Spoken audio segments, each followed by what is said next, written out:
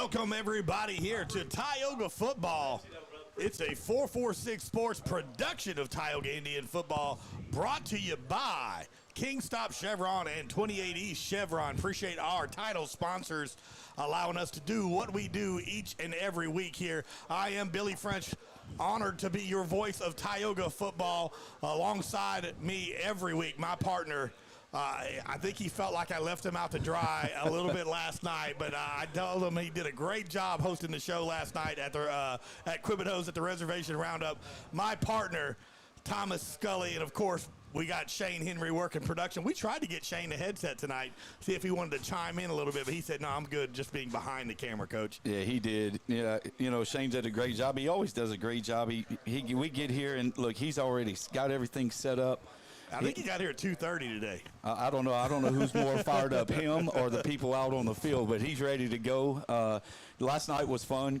Great show last night with Coach Chrisman at Quibito's, and, you know, it was great. It was great. Coach was relaxed. He had nothing but good things to say. He's excited about this game tonight, looking forward to a great, great rivalry. It's rivalry week here between Pineville and Tioga. And we talked about that community rivalry that has kind of been missing across the Sinlai area. You know, teams don't play each other as much anymore. I know Menard Buckeyes going to have that little Squirrel Bowl, so they kind of brought that back. But you don't really have that rivalry like you used to have, because they're not in the same district anymore, so it doesn't feel the same. But this one tonight, it means a lot, and it Tioga has a little bit of payback in their mind from what happened last year on that 39-36 score. So we'll see what Tioga has in store, you know, along with the Rebels. Rebels come in at 2-0 on the season with wins over New Iberia and Avoyelles, and of course, first-year head coach here at with Pineville, Justin Charles. He was the defense coordinator for 3 years and then became the head coach last year. So got to talk with him a few minutes before we got on the air tonight, and seeming very optimistic, just like any coach would be. Yeah. Looking forward to this contest. But like he said, like Coach Christmas said, another game on the schedule. And just happens to, you know, be ready to go. Just got to be ready to go. We are here live at D.C. Bill Bates Stadium here in Pineville. The long drive from Tioga High School over here to Pineville High School. And when I tell you this game is a big deal, and as you said, it's not a big rivalry as much as it used to be for the kids, but for the parents, you better believe this is. This is where, like me, back when I played here at Tioga, it was Tioga, Pineville, Ash in the same district. And, boy, it was some heated rivalries. Of course, Pineville and Ash move up to 5A. Tioga stays down in that 4A, and that's kind of where that rivalry went. But, yes, it is rivalry week here, but for Tioga, it's redemption week. And what happened last year is, of course, Pineville coming to Tioga at the reservation, and absolutely what we call a slobber knocker of a game. You know, you were on that sideline, Coach. Yep. Just absolutely score after score after score. That Tioga defense that showed up last week at Leesville is making sure that if they show up here tonight, this game's going to go a whole lot differently than last year. Absolutely, and you said it, and Coach even said last night, it's the last one. Who's going to throw the punch? How many blows are we going to take? Who's going to sustain the hardest punch? And you know, Coach Mooter's defense is going to be ready to go, and you know that Tioga offense is going to be ready to go, and they've put up some crazy numbers in the last 2 weeks of the season, especially against a great Sterlington team and a great Leesville team. So, you know, again, a lot of energy up here in this press box. It's been crazy with the amount of people in here. There's 52 people in this press box, and then you got, of course, you can hear it in the background. You got Randy James, our buddy, who loves to be loud. So this is my goal, and I love him to death, and he's a good friend of mine, but I plan on being very, very loud. So, Shane, make sure you turn me down when Tioga scores, brother, because we're fixing to light it up to make sure. We're just about close. We're about 12 minutes away from kickoff. Listen, real quick, we're going to try to give you guys a heads up here. The windows in this press box do not get pulled up. So if there is a slight glare, we're doing everything that we can do. Now, at Tioga, the windows go up. We can have the camera on the outside, but we're going to do everything that we can to make sure that the camera view. So those of you that give us the comments, we love our comments. We love our shout-outs to our players. But we're going to do the best. As that sun finally starts to set behind those trees, I think it's going to be pretty good, as you can see, as the Tioga Indians are getting ready to come out, Coach. Yeah, they are. And here's going to be the starting lineup tonight for the Tioga Indians. Offensively, Jacobs, Bayard, Landry, Laborde, and Roy. That's your starting offensive linemen.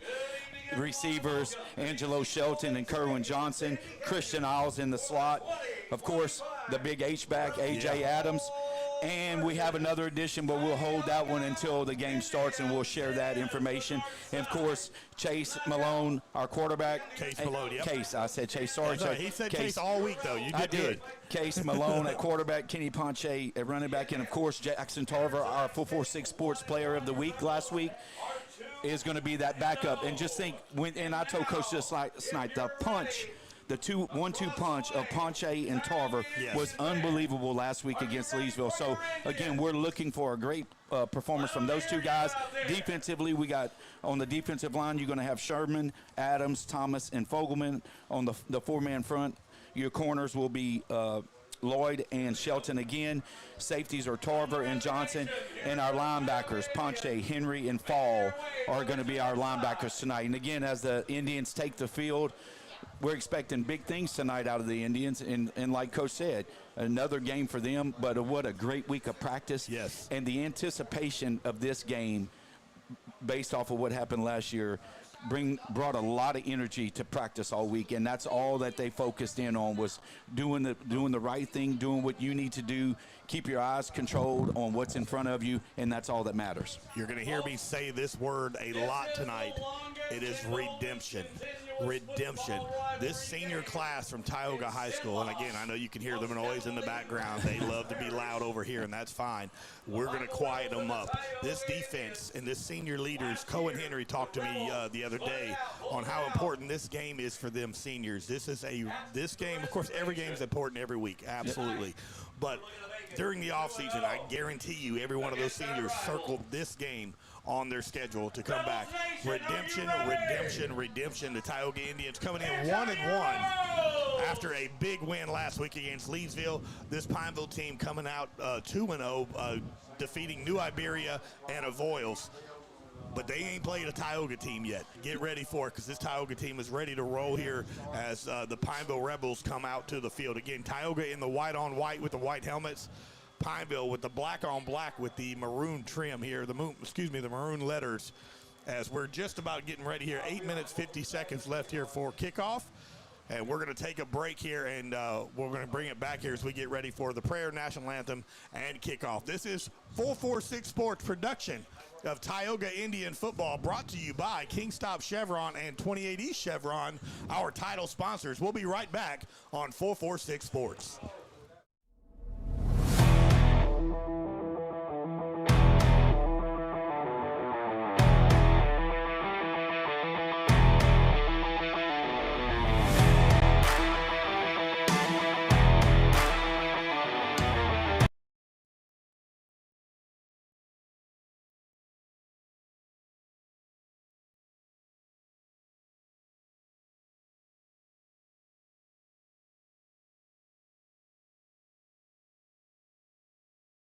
When life's got you stuck, or your vehicle just won't go, National Transmission has you covered. Whether you need a manufactured or brand new transmission, our expert team will get you shifting gears and back on the road in no time. Foreign or domestic, cars, trucks, or SUVs, if you've got a transmission, we've got the solution. Don't let a breakdown break your day. Drive with confidence. Drive with National Transmission. Call now or visit nationaltransmission.com. National Transmission. We get you moving.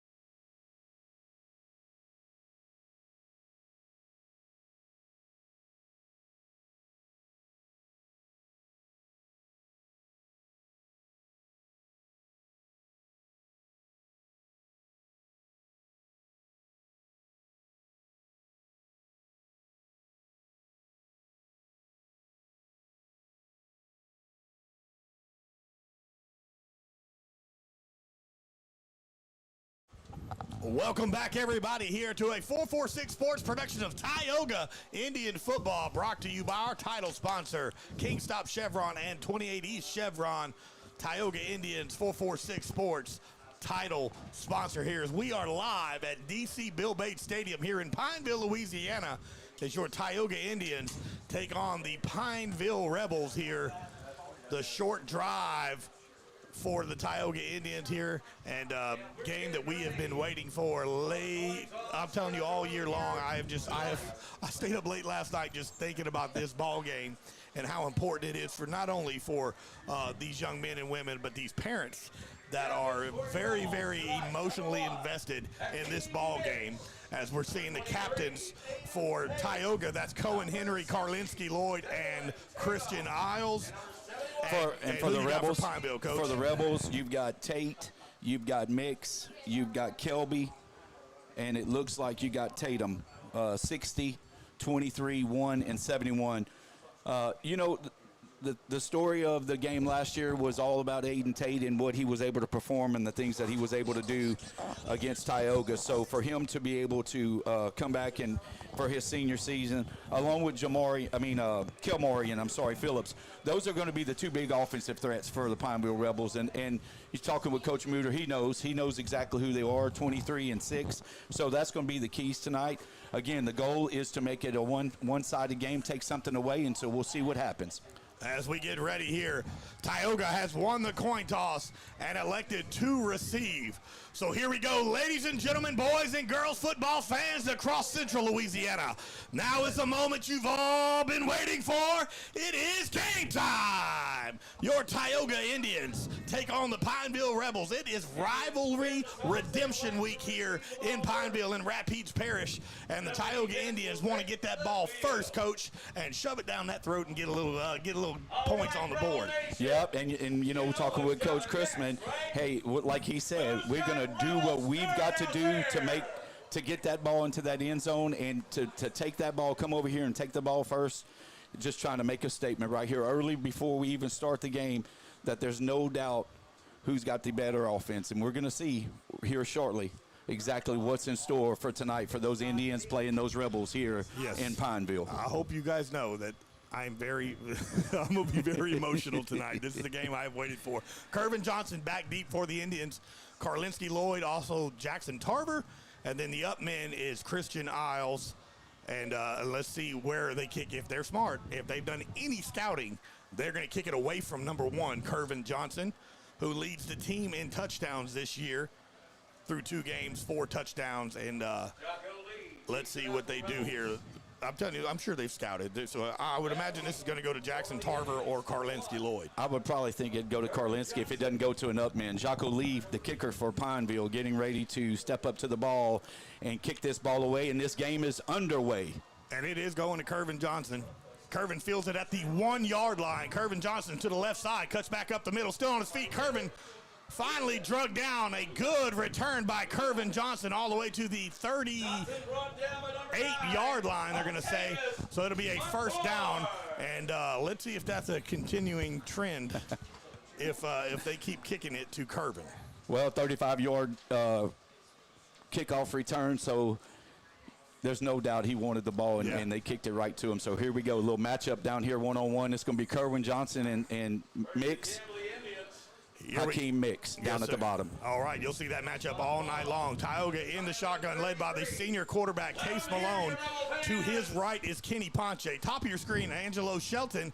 Christian Isles is that going to be in that slot, kind of that up back right there in that tight end spot.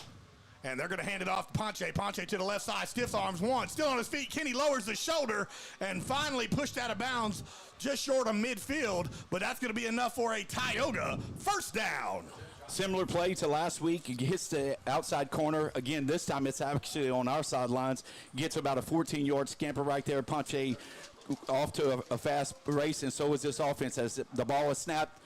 Given to Ponche again. Ponche finds a seam to that right side. He crosses midfield, lowers the shoulder, looking to hit somebody.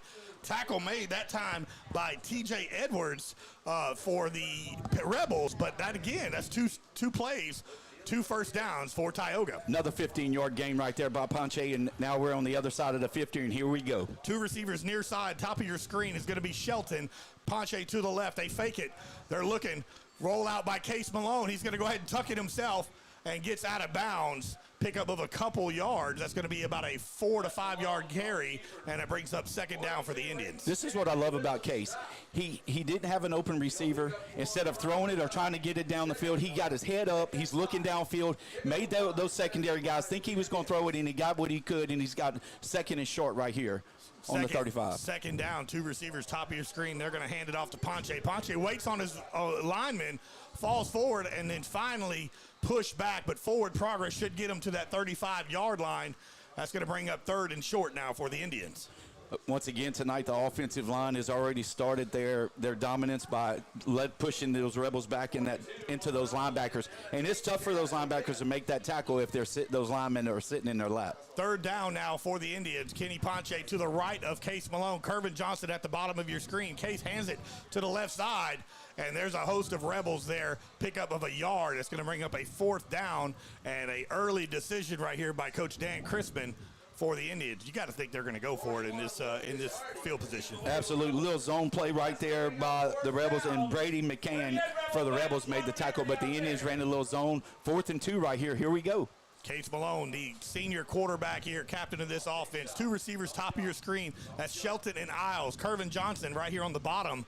He's got a little safety help, does Pineville over the top. Case Malone checking the play. 10 seconds left on the clock. They're going to change it right here. Kenny Ponche to the left. Senior quarterback in the shotgun. Takes the snap.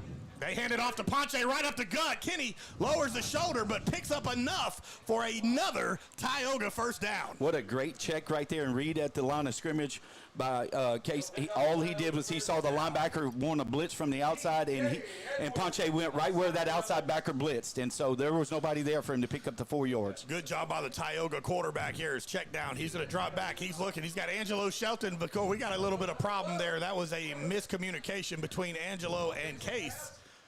But that's going to be an incomplete pass and brings up a second down for the Tioga offense. Yeah, it looked like Angelo was wanting to run a post and Case was wanting to throw a fade, so a little miscommunication right there. So we'll see what happens here on 2nd and 10 with the ball spotted at the 28.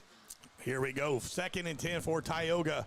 Case Malone in that shotgun. Kenny Ponche has been the workhorse early on here. Man in motion is Christian Isles. He goes to the left side. They give it to Ponche. Ponche cuffs back up the middle. Look at Kenny run, baby. All the way down to the 19-yard line. So it's going to bring up 3rd and 1 now for this Tioga offense. Yep. Now, now Pineville's having to get their secondary guys into the tackling because their linebackers. Yep, their linebackers over pursued.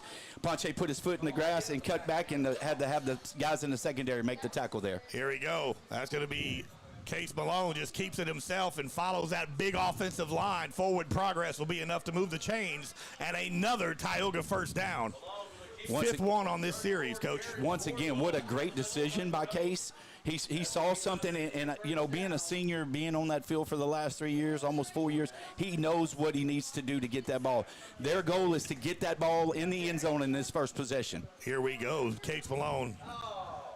That's Kervin Johnson in motion. That's going to bring him over there. He's got single coverage on the top of your screen, and I guarantee you Case Malone's chomping at the bit right here. Safety comes to help a little bit, but it might be too late. And just a little overthrown right there, but Kervin comes up with a catch, but out of bounds, so it incomplete. And it's like Case could read my mind out there what I said. Yeah, he just didn't get enough air under it and ran Johnson out of the end zone. But what a great job by moving him in motion. He got him off the coverage of Akeem Nix, number 1. He sent him across to the other cornerback. So you can tell they're not playing man in that secondary. Yep. They are playing some type of zone. And, again, if the coaches are up in the box seeing that, they're going to make those adjustments as well. Jeremiah Hunter into the game at the bottom of your screen. Again, Kervin Johnson in motion to the top. They're going to have 2 help over there, safety help with the DB. Case Malone calls the ball. He hands it off to Kenny. Kenny, oh, that could have been a face mask, but don't see any flag. They must have got the jersey. Couldn't see it from this angle, but that's going to be a loss on the play and brings up 3rd down. Great choice call right there by Case. Again, sent Johnson in motion, loosened up the secondary. didn't get the block on the edge like we needed to, and that defensive end by Pineville made a great job right there of splitting that double team. 3rd and long now for the Indians. Case Malone in the shotgun. Jeremiah Hunter at the top. You got Kervin Johnson and Christian Isles at the bottom of your screen. Case, he's looking the whole way, and he does. He finds Jeremiah Hunter. Jeremiah Hunter into the end zone, and that's a touchdown, Tioga. Jeremiah Hunter with a 17-yard touchdown catch. Great job. Once again, double coverage over there on Johnson, single coverage on Hunter. What a great out route, great throw by Case on his outside shoulder. He made a little spin move. He needed 2 yards to get in there, and he did, and that's why we wanted the ball first right there. Yes, sir, right there. That's exactly the game plan by Coach Chrisman and Coach Landry. Ethan Bridges comes out for the extra point. Christian Isles with the hold. There's up. Kick is good. 7:47 left here in this first quarter. Tioga strikes first, 7-0. This is 446 Sports. Tioga football brought to you by Kingstop and 28E Chevron. We'll be right back after this break. When life's got you stuck or your vehicle just won't go, National Transmission has you covered. Whether you need a manufactured or brand new transmission, our expert team will get you shifting gears and back on the road in no time. Foreign or domestic, cars, trucks, or SUVs, if you've got a transmission, we've got the solution. Don't let a breakdown break your day. Drive with confidence. Drive with National Transmission. Call now or visit nationaltransmission.com. National Transmission. We get you moving. Looking for auto service you can trust? Right here.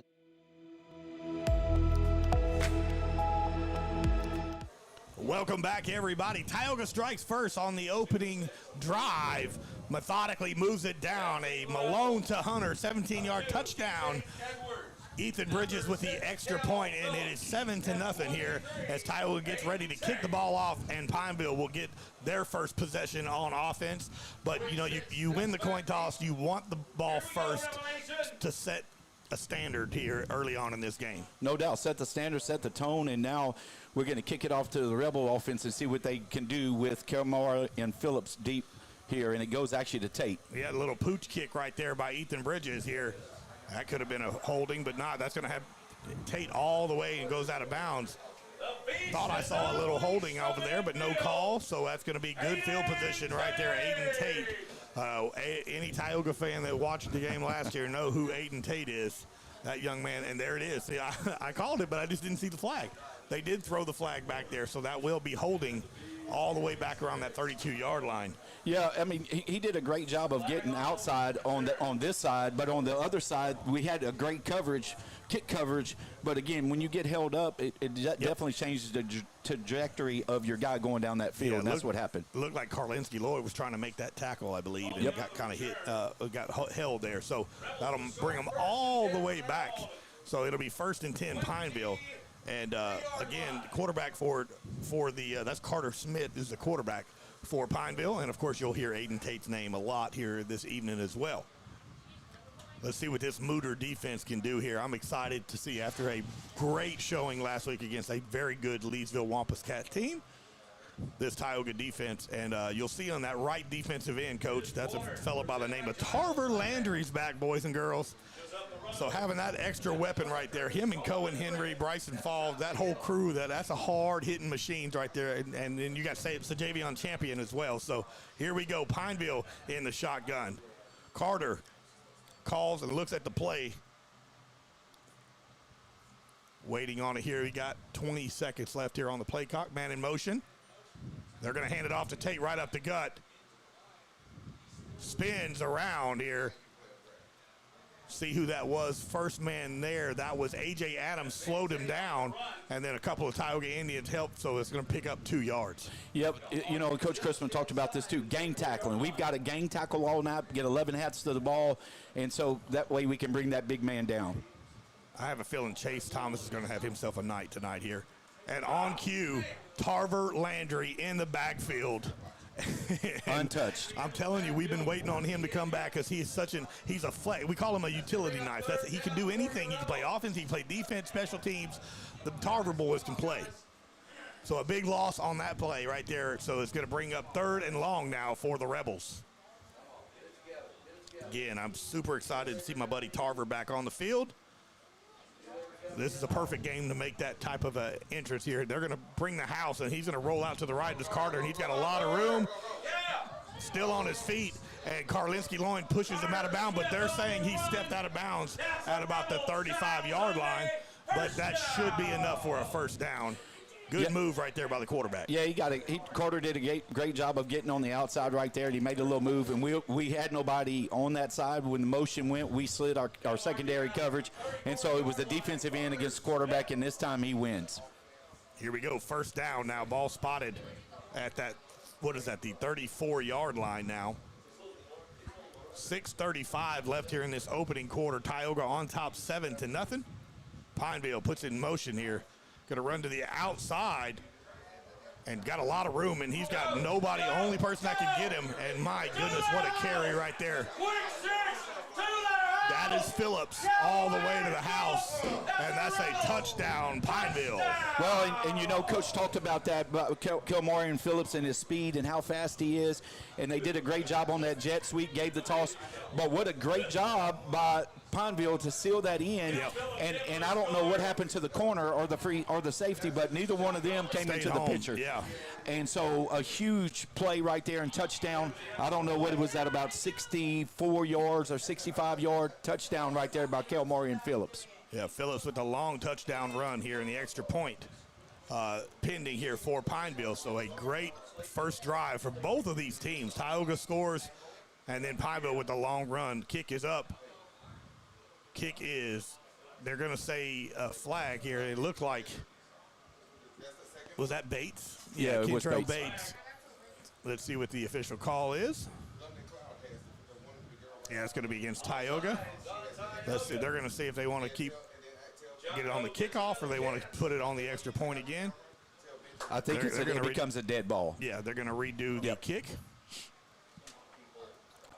Well, not only did Bates jump offsides, then he came in and he roughed the kicker, so we were fortunate not to get a 15-yard penalty and just a 5-yard penalty or half the distance. Yeah, because they could also be on the kickoff as well. So here we go. Kick, extra point here, pending. Kick is up. And the kick is good. So with 6:24 left here in this first quarter, Pineville ties it up. So your score is 7-7. We'll be right back here on 446 Sports. Yeah, so what happened out there tonight? We struck out at home with leftovers, then we remembered walk-ons. What effect did the situation have? Spirit soared. Nick took on a burger. Jen obliterated her ribeye po' boy. And speaking of spirits, Laura even scored a real tasty cocktail. She needed that. Any lessons learned today? Yeah. Head straight to walk-ons. Scratch-made dishes, wall-to-wall TVs, craft beers, and cocktails. Walk-ons for the win.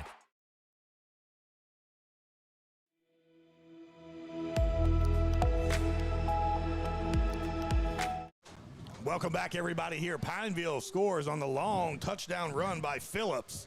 Extra point is good, so we're all netted up 7-7 here with 6:24 left here in this opening quarter as Pineville gets ready to kick the ball off again. Ball is at the 40-yard line. Kervin Johnson is back deep. Right in front of him is Karlinski Lloyd and Jackson Tarver. They kicked it to Kervin last time. Let's see what Pineville does this time. And this time it's going to be over into the end zone. So that's how you keep it out of Kervin Johnson's hand. You kick it into the end zone. Yep, absolutely. And I'll tell you what, like Coach talked about last night and like we've talked about, it's going to be a heavyweight fight. Nobody's going to roll over here. It's going to be punch for punch. It's going to be who's going to be the last team to score. And I tell you, Tioga's offense is going to come in here and they're going to continue to do what they were doing. And the Pineville Rebels offense is going to try to do what they're doing. So our defense is going to have to make a stop. And I know Coach Mooter's over there making adjustments. Actually, he's up here, but he's across from us, so we can't even actually hear him and Coach Book. Book All year. Yeah, so we won't hear him. We might hear some wall banging, but that's about all when they're punching the walls. But no, we'll see right here as the offense takes over right here on the 20. Here we go. Tioga in the shotgun. That's Case Malone. He calls for the ball, hands it off to Ponche. Ponche up the middle, pushing the pile here, getting up to the 25-yard line. So a pickup of 5 yards for Ponche brings up second down. Great job by Ponche getting behind that big offensive line of the Tioga Indians, getting the 5 yards. Hey, 5 yards at a time is a great thing. So as long as we can do that, hey, we're going to keep moving the ball, moving the chains. Here we go. Case Malone in the shotgun. Ponche to his right. Kervin Johnson and Christian Isle at the bottom of your screen. That's going to be a quarterback keeper. Case is going to keep it himself, but hit immediately and by number 88 for Pineville. That is Brady Baden, but we have a flag on the field. And Kervin's pointing to Pineville, and that's a face mask. And that'll be a good penalty for the Tioga Indians here, and that'll move them 15 yards. Yeah, Brady Baden, the defensive end for Pineville, did a great job of making the tackle, but unfortunately he grabbed the face mask in the meantime. Hydration break here with 5:51. We'll keep it here as well, though. 7-7, Tioga and Pineville all squared up here. Tioga gets the ball first, methodically moves down the field. The 17-yard touchdown catch from Case Malone to Jeremiah Hunter. And then the long touchdown run by Phillips for Pineville has got us all squared up here. Now Tioga with their second possession of the night. The defense is, they played so good last week against that run offense by Leesville. And I think that particular play, that just happened to be a broken coverage right there and led to that touchdown. Yeah, we didn't roll down in the secondary like we normally do where the safety rolls down, and we didn't have an edge setter either. So they did a great job of getting in that three-man cover, a three-man set over there. But you got to give Pineville credit. They were able to get that ball and score quick. Now, one thing that nobody knows, and Coach Charles sharing this with me, this is the first game of the season where Pineville is healthy across their front line. So they've got their entire offensive line back for the first time this year. So they're expecting to do big things with this offensive line here at Pineville. Here we go. Tioga in the shotgun. Top of your screen is Hunter again. Kervin Johnson at the bottom. Case Malone, he's looking to throw, and he does. He gets rid of it, and a little overthrown here high, intended for Kervin Johnson, and that's going to bring up second down.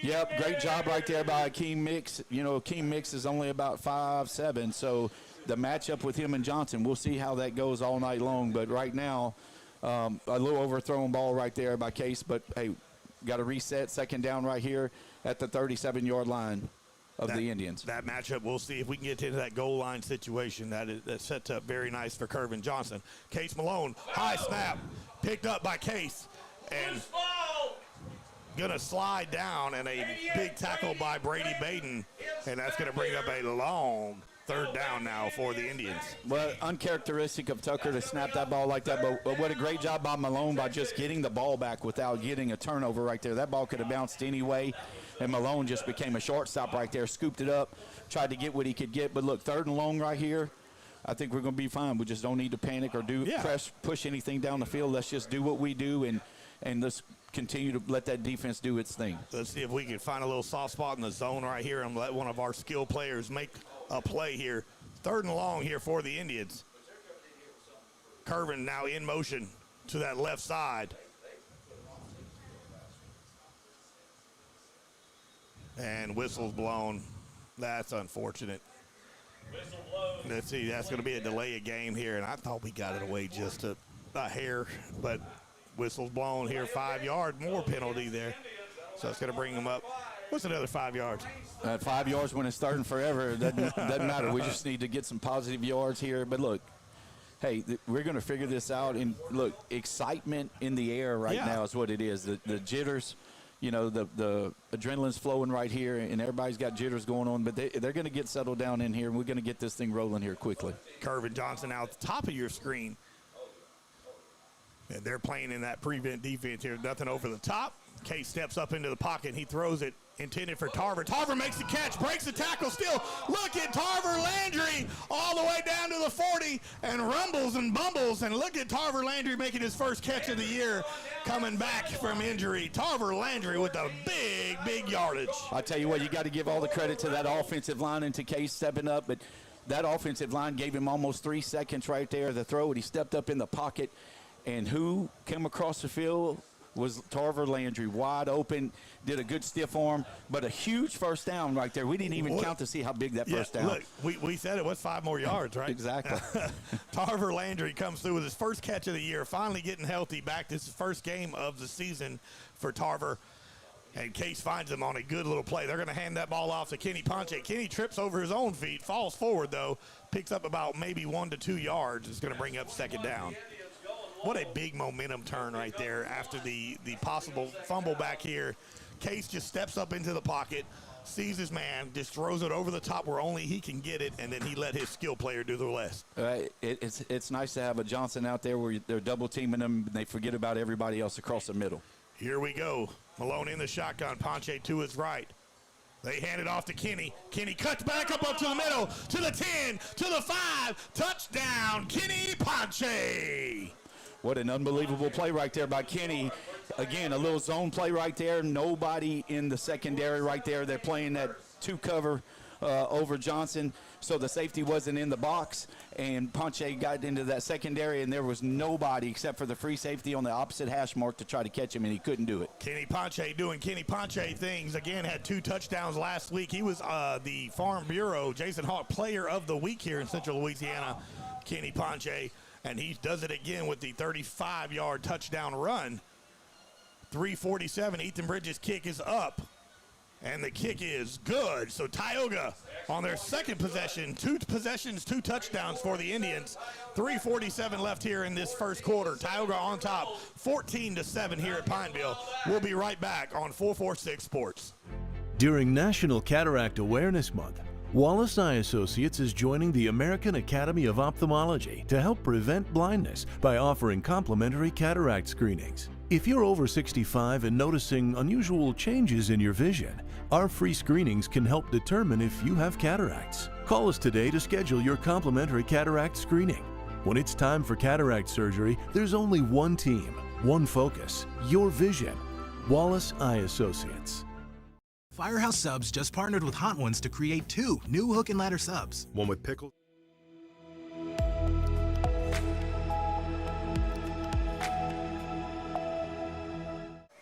Welcome back, everybody, here. Kenny Ponche with the touchdown run here. Ethan Bridges with the extra point. So 3:47 left here in this opening quarter. Tioga up 14-7 over Pineville. And Kenny Ponche started off that first drive with some big runs. The huge play on 3rd down to Tarver Landry here to extend the drive. And then Kenny punches it in from right around that 35-yard mark. Yep, Case stepped up into that pocket. Like I said, he had plenty of time to throw it. He stepped up in the pocket and made an unbelievable throw to Tarver. They're going to kick it a little short here, fielded at the 18-yard line, and then runs into a wall, and that wall is called Javion Champion. And the big linebacker who plays some special teams makes a big tackle here in this first quarter.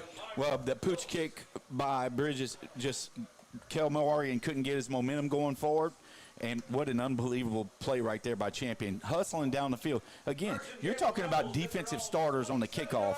So Coach, again, talking about playing his best 11, putting them on everything, and that's why your special teams are so good. Absolutely here. 1st and 10 now for the Rebels. Carter is their quarterback here. They scored on their last drive. Phillips with the long touchdown run. And let's see if this Tioga defense can make some adjustments here. Karlinski at the bottom of your screen. They're going to hand it off. And he's got more room again. All the way. Look at the speed. And once again, Kelmorian goes in motion, and they cut back and go back across the grain. And again, nobody there for the Indians in the secondary, and the Rebels score on the first play of their second possession with 3:28 left here in the first quarter. My goodness. It looked to be a 70-yarder. He was untouched and turned on a whole different set of gear there as soon as he rounded that corner, and that was 73-yard touchdown run by Phillips. And Tioga defense going to have to make some adjustments because that's some speed right there, brother. Well, you know, we talked about Brown from Leesville being fast, but yes. I tell you what, Mr. Phillips might be a little bit faster than Mr. Brown. That was a whole other gear, buddy. As soon as he rounded that corner, he just ran away from everybody. Kick is up, and the kick is good. So 73-yard touchdown run by Phillips. That's his second of the night. All squared up at 14 here with 3:28 left here in this first quarter. This is going to be, it looks like a repeat from last year where it was just back and forth, back and forth, back and forth. Who's going to make the first mistake is it's going to end up being. What I loved about the last possession of Tioga, we had the ball. It was third and forever, probably about 47 or 48 yards, and we never got away from what we do best, and that is finding the open receiver. Did a great job of making a throw across the middle and gave Tarver that opportunity. And so now Case gets the ball back again, and we'll see what happens here in a 14-14 ball game. Absolutely. What a run right there by Phillips. So now Tioga will get the ball back here. Last time, Jocko kicked the ball just over Kervin's head where Kervin couldn't make a play here and get it out of the end zone. But anytime Kervin has a chance to run the ball, it's an excitement here for Tioga. So Phillips with the long touchdown run, and here comes the Tioga offense back, and they're going to kick it, and it is going to be going to the end zone. Boy, that was perfectly placed for a touchback here. So we'll keep it here as well here with 3:28 here in the first quarter. Coach, if you're the Tioga defense, this is definitely not what you were looking for. You were wanting to make a bigger stops here, but I mean, he's quick. He's quick, but there was nobody near him when he got the ball. No, there wasn't, and he did a great job of going in motion, that Z motion, where you go in motion, you come back, and you cut back across the grain. So you got the momentum of your secondary guys going in the direction of his motion, but you really can't see. So we're over-shifting in the secondary, and I know Coach Mooter's going to make an adjustment. Talking with Coach Trent, that secondary is very experienced. They're very good, so I no doubt in my mind the defense is going to make adjustments next time Pineville gets the ball. Angelo Shelton back into the ball game. He's at the bottom of your screen. Case Malone calls for it. That's going to be Penny Ponche again to the left side. Kenny breaking tackles and finally drug down. I don't know if they ever fully got him down, but they're going to say he was down around that 33 mark. So that's going to be enough for another Tioga first down. Yep, a big stop right there by Micah Roberts. He was the last guy that Ponche had to get past, and Micah Roberts for Pineville did a good job right there making the play. He had to come all the way across the field to make the play. Case Malone drops back. He's looking to throw. He's got man all over the top. That's Kervin Johnson, and just out of the reach. Case Malone to Johnson. I'm talking about a half a step there. That ball was overthrown. And that's going to be an incomplete and brings up second down. But, man, that was close. Well, that double coverage we talked about, T.J. Edwards, the safety for Pineville, getting there at the last minute. But if he catches that in stride, yes, it's another 7. Absolutely. Because he had him by 2 steps. So great job right there by Johnson. Case hands it off. That's Ponche. He's got a big hold of that left side. Cuts it back up the middle. Gets across midfield. And again, same thing. It seems to be tackled, but I don't know if it looks like he's actually touching the ground. But they're going to call him down at the 47-yard line, and another Tioga first down. Yeah, we're doing a great job on the outside, stalk blocking for our running backs, and Ponche gets that outside edge. Our linemen are doing a great job of setting the edge. Ponche's getting outside, and our outside receivers doing a great job of blocking. Case Malone bobbles the snap, but picks it up, throws it again over the top, this time for Kervin, and just out of the reach of Kervin Johnson again. But that play has been open twice, just a hair overthrown both times. Well, they're doing a good job of bumping him at the line of scrimmage, so it's throwing the timing off a little bit. But what a great job by Case to step up in the pocket there, and again, off the fingertips of Johnson. It's going to come sooner than later. Yeah, you know it's coming, absolutely. So here we go, second down for the Indians. Ponche up the gut, brought down, but pickup of about 6 to 7 yards brings up a manageable third down here for the Indians. Yep, and we've got a flag on the field, a late flag, so I'm not sure what we had, a little flag by the umpire there, so we'll see what we have here. That's against Tioga. I didn't see a hold. I didn't see what the actual. It's unsportsmanlike. Unsportsmanlike. Yep. So that'll be 15 yards on the Rebels, and it could be on Kenny. Yeah, it looks like Kenny's coming out of the game, and I can see Coach over there talking with him. So he comes out of the ball game. Jackson Tarver comes into the ball game. Possibly a dead ball foul. That's going to back the Indians 15 yards. So a big penalty on the Indians. So we'll see what happens right here. Tarver comes into the game. Again, we've talked about this. Tarver coming in, Ponche being in, either or. When you're talking about the player, 446 player of the game, yes, and you're talking about the Jason Hawk player of the game. So 2 really good running backs, 2 different styles. We've got second and long here. So, again, no need to panic. Let's just make this play work. Here we go. Tarver's going to go out to the top of your screen now and go into the wide receiver here. Case Malone steps up. He avoids the sack by Baden and throws it and to Angelo Shelton. What a play right there by the senior quarterback here to roll out, avoid the sack, find the man wide open, and a huge pickup on second down. And I loved what Angelo did. He just sat.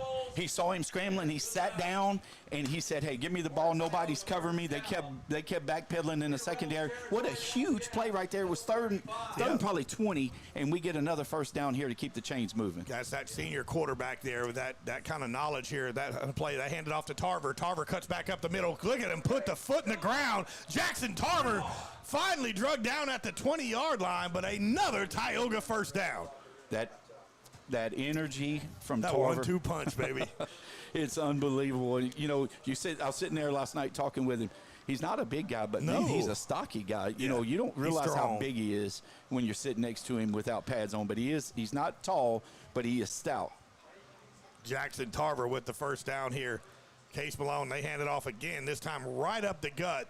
Tarver still falls forward to pick up about 4 yards. That's going to bring up second down. Great job right there by the offensive line, getting that push 4 yards at a time. And again, now we're back in. We're threatening them because we're inside the 20 now.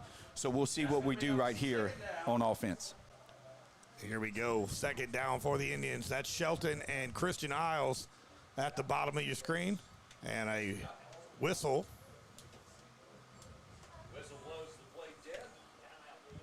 We got timeout Pineville here. We'll keep it here as well because that's going to go real quick here.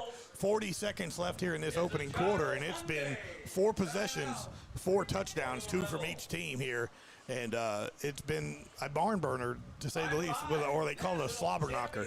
It's been that way so far. The running game has been very, very good on both sides. Absolutely, and you know, like I said before, we talked about this all week. When you're in a rivalry game like this, those kids on that field, they know what they've got going on, and they know what they're playing for right here. It's bragging rights, no doubt, but we knew we were going to be in for a fight tonight. And look, both teams are punching back and forth. I really believe it's going to come down to who's going to make a mistake.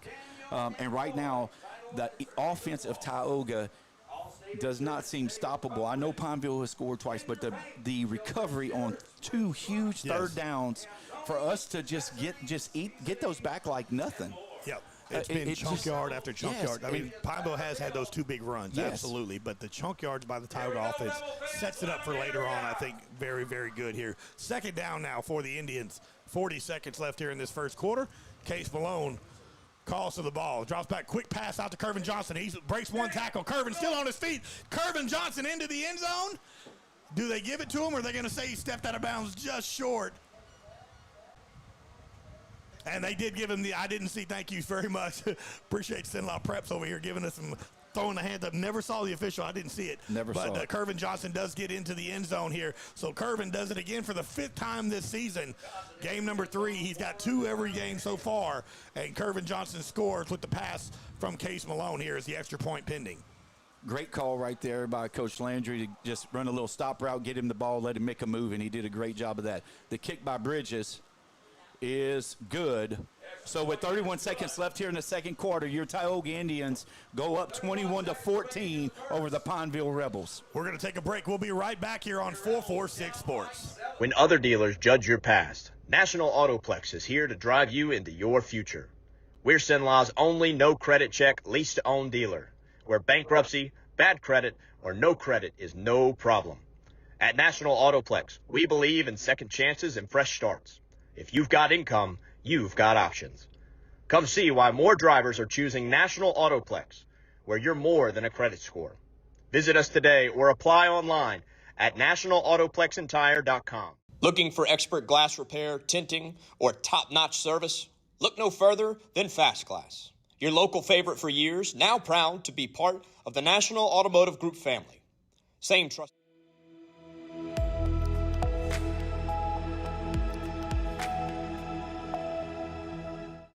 Welcome back, everybody, here to DC Bill Bates Stadium. Your Tioga Indians on top of the Pineville Rebels, 21-14 here with 30 seconds left here in this first quarter. The 17-yard touchdown pass from Case Malone to Kervin Johnson. And this is going to be a little pooch kick here to kind of bring him in here. And that is the speedy guy. Again, finally drugged down by the ankles by Cohen Henry. And no flag thrown there on Joe Rose. That looked to be a little, I heard somebody say that in the next door. For the first time tonight, we hear Coach Book as Cannon for the Rebels get tussling with Rose here. But look, who would have thought 35 points would have been scored here in the first quarter, not the first half. I hope you had the over. Quarter. I know Vegas. I don't know what the line was, but I hope you had the over because it's going to be a long night. Here we go, Pineville. Ball spotted, looks to be around that 37-yard line here. Let's see if that Tioga defense can make a play here. Quarterback's going to throw it. That's a little screen pass to the outside. That time, Cohen Henry makes that tackle with a little bit of help from Karlinski Lloyd and Wesley Sherman, but a pickup of 2 yards, maybe 3. Wow. And brings up second down. That was actually a busted play. I think Tate was supposed to get the handoff there, and so when Phillips came across, Phillips just went into the flats over here and sat. Yeah. And then, you got Smith there just holding the ball, and he actually knows he can throw it to Kilmoran because nobody's covering him. He's right there next to him. So a good play right there to get positive yards on a broken play. So that's going to be the end of the first quarter. We're going to take a break here on 446 Sports. Tioga up 21-14. We'll be right back on 446 Sports.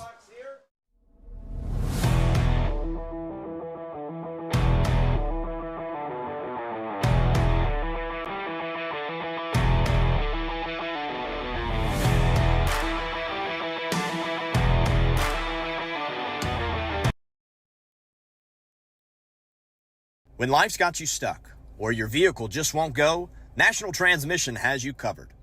Whether you need a manufactured or brand new transmission, our expert team will get you shifting gears and back on the road in no time.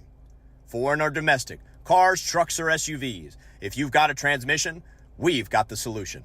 Don't let a breakdown break your day. Drive with confidence. Drive.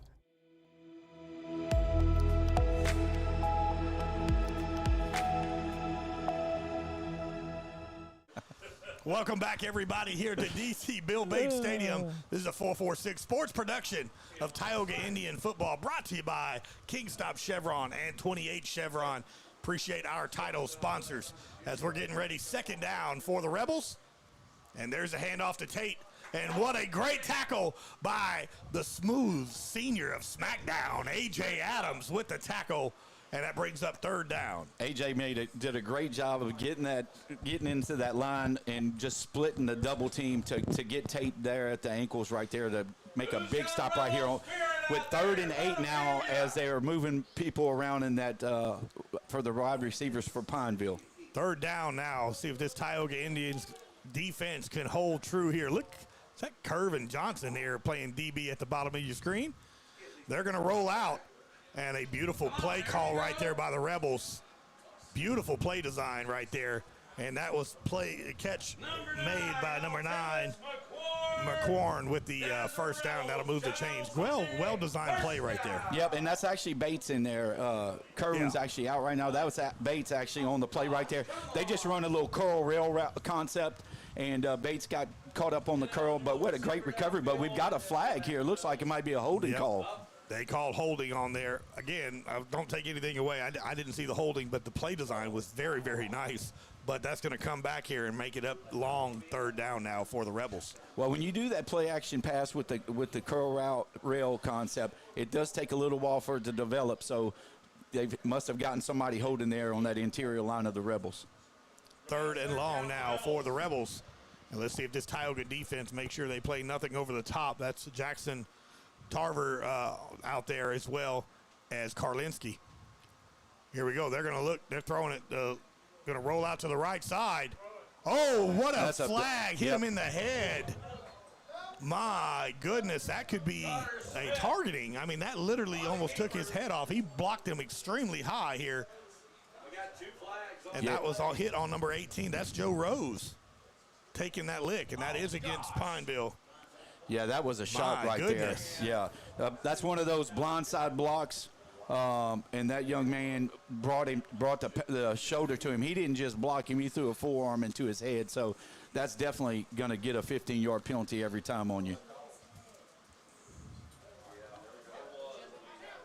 Coach Charles down here trying to get a call on his quarterback hit out of bounds. But, again, when you have that kind of hit, you're lucky the young man got up right there. Yeah, Joe Rose shook that off, but I know that hurt here. So that's going to make it up even 3rd and long now here, 3rd and extra long, 3rd and 165 almost over here for the Pineville offense. Yeah, it looks like Abadati now is in the game for the Indians. Let's see what Mo can do here. Pineville looking to throw. And Pineville's still on his feet. That's A.J. Adams doing everything he can. And catch is made, but it's going to be well short. And A.J. Adams did everything he could do to try to get that quarterback down, and he couldn't do it. I've never seen that guy jump that high with the split. He did a cheerleader move right there. A.J. Adams is doing the Y in the YMCA. He left his feet. So that's going to bring a great job by the Tioga defense right there. Good, a little help from some penalties. But first stop right there, and we get a forced punt. Here we go. 4th down now for the Rebels. Back deep is Jackson Tarver. Here we go. And Tarver lets it go, so it's going to be, but Tioga will get in good field position. We're going to take a quick break right here. 21-14, Tioga on top of Pineville. We'll be right back on 446 Sports. Central Louisiana. This is your home for live sports action. From the field to the court, 446 Sports delivers the games you love with expert commentary and passionate coverage.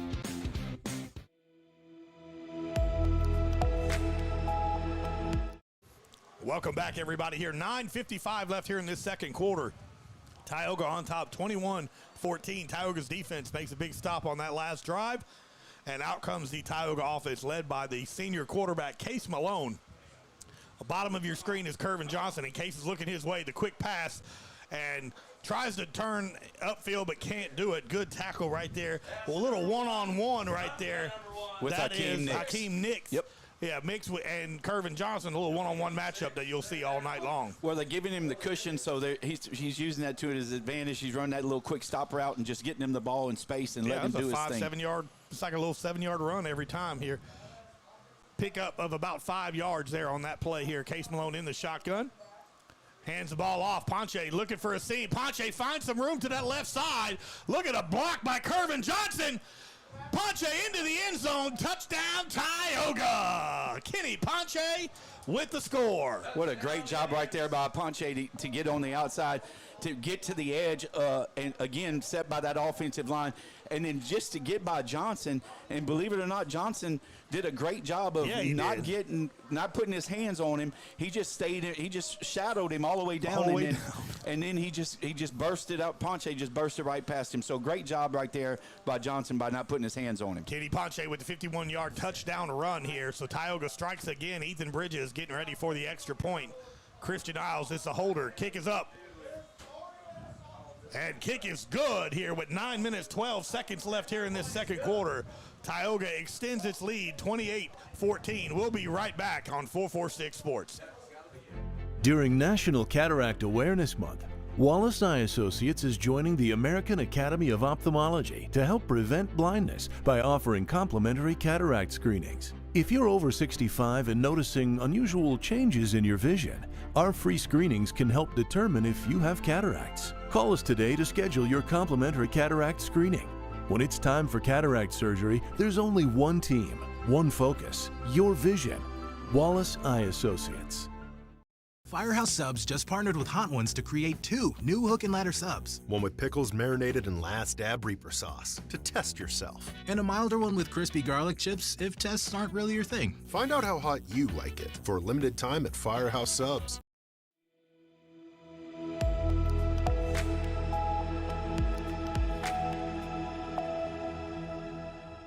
12 seconds left here in the second quarter. Tioga up 28-14. This is a 446 Sports production of Tioga Indian Football, brought to you by Kingstop Chevron and 28 East Chevron. appreciate our sponsors, Mr. Chris Brosette. Look, Chris Brosette is a big Tioga supporter. He does a lot. Of course, he's the manager of Kingstop. Appreciate him. He supports all Tioga athletics. We love and appreciate that whole crew over there at Kingstop Chevron and 28 East Chevron. Here we go, Bridges with the little pooch kick again. And up the gut, got a little bit of room and runs in to a Tioga defender. Tackle made that time by Tanner Marquis. And out comes the Tioga defense after the big stop. That was Marquis and Braden Jones on the tackle right there. Two names we haven't actually called all season, but a great job right there keeping him contained. Yep, keeping him contained. And those guys probably are the wall busters, and they were able to get down the field because of the pooch kick. So great job right there by those two young men to get down there and make that tackle. You know, I'm enjoying seeing Chance Thomas, Wesley Sherman, A.J. Adams, Tarver Landry on that line, man. It's fun to watch. And then, of course, Champion on that defensive end on the right side. Here we go. Low snap. They're going to pitch it out to Tate to the outside. Tate breaks a few tackles, falls forward, and a good run right there on first down. Great job right there by the defensive end and the secondary guys to come down and make a sure tackle. Tate was able to get to that edge and get 5 yards there to have 2nd and 5. Here we go, Pineville. After a couple of penalties, their last drive that stalled here, Tioga has scored on all 4 possessions, and they're going to toss it again to Tate. Tate's going to find a seam. Cohen Henry hits him first, slows him down, and spinning, and they just hitting that circle button on the controller there and spinning both of them. And a big tackle right there by Bryson Fall. And Cohen hit him first, slowed him down a little bit. Bryson Fall cleans it up. Fall and Tarver on the tackle there. What a great job of game tackling. And we talked about that. To bring that big man down, weighing almost 200 pounds, you've got to game tackle him. And a great job right there by the Indian defense. Here we go. 3rd down now for the Rebels. Drops back, he's looking to throw, steps up into the pocket, and what a beautiful tackle right there by no other than the senior defensive tackle, Mr. A.J. Adams with the sack, and that's going to bring him back here and make it 4th down. Great job by Adams right there. Great job of pressuring on the ends to make him step up into the box, and when he stepped up into the box, guess what? Right there was Mr. Adams waiting on him, and so he ran right into him. Another stop by the Tioga Indian defense. That's 2 stops in a row. Yes, sir. And let's see what we do. Adjustments have been made, Coach. They've been made. Of course, AJ asks me every year. He's been starting ever since his freshman year. He's like, I need a nickname every year, Billy. So this year he is the smooth senior of SmackDown, and he's been definitely showing what he can do on the field as Tarver lets it go. And let's see if it gets that. It does get a little bit of a Pineville bounce here, and they finally down it. So we're going to take a break, but the offense gets to come back here. 28-14, Tioga on top of Pineville. The offense for Tioga comes back. We'll be right back on 446 Sports. Discover golf like never before at Links on the Bayou, Central Louisiana's hidden gem. Welcome to a golf experience like no other.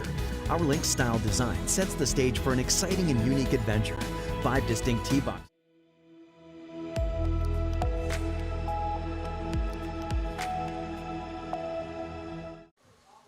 Welcome back as Tioga's offense steps on the field here. 4 possessions, Coach, 4 touchdowns for the Indians. And the defense has really stepped up their last 2 possessions as well. Case Malone, he's looking to throw. He's got a man, and he's got a man beat, and that is Kervin Johnson. But what a great defensive play right there by number 2. That is Edwards. Yep, T.J. Edwards right there. Coming on the from play. the other side to help out, and a beautiful play right there, because if not, that's a touchdown, Kervin Johnson. Yep, it's one of those passes we've seen before where Case took it, threw it to where he would be open, but T.J. Edwards for the Rebels did a great job of coming across the field, breaking that up at the last minute. 2nd and 10 now for the Indians here, but that was a good throw, good play, just a very good defensive play by Edwards. Case Malone hands it off to Ponche. Ponche's been able to run at wheel, Coach. Look at that young man go. Kenny Ponche steps out of bounds, but that'll be enough for a Tioga first down. But that offensive line for the Tioga Indians is absolutely mauling that defensive line for the Pineville Rebels. You can't say enough about Narada Roy and Mario Jacobs, what they're doing on the end for Ponche to get to that edge. And then when you get there, you got Christian Isles on the corner, you've got Johnson, and you've got Shelton doing an unbelievable job of blocking downfield. Here we go, back to Ponche again. Ponche falls forward, lowers the shoulder, picks up about 4 or 5 yards, and brings up second down. And super impressed with this offensive line by this Tioga Indians offense. Hardest working group on the team, and Coach said it last night. Last week we had the week before we had Coach Brumfield, Coach Book talking about them and how hard they work. And look, again, it just carries over week to week.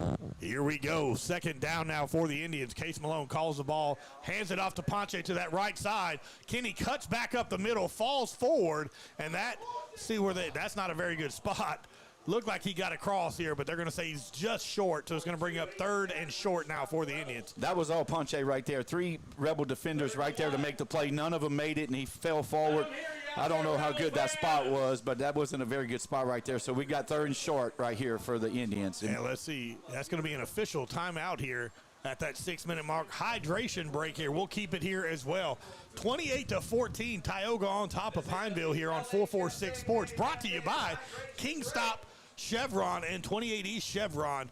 Make sure you go by, pick up all your food, drinks, snacks, deli, everything you got, and go get your gas over there at Kingstop Chevron and 28 East Chevron. Proud supporters of Tioga Indian Football on 446 Sports.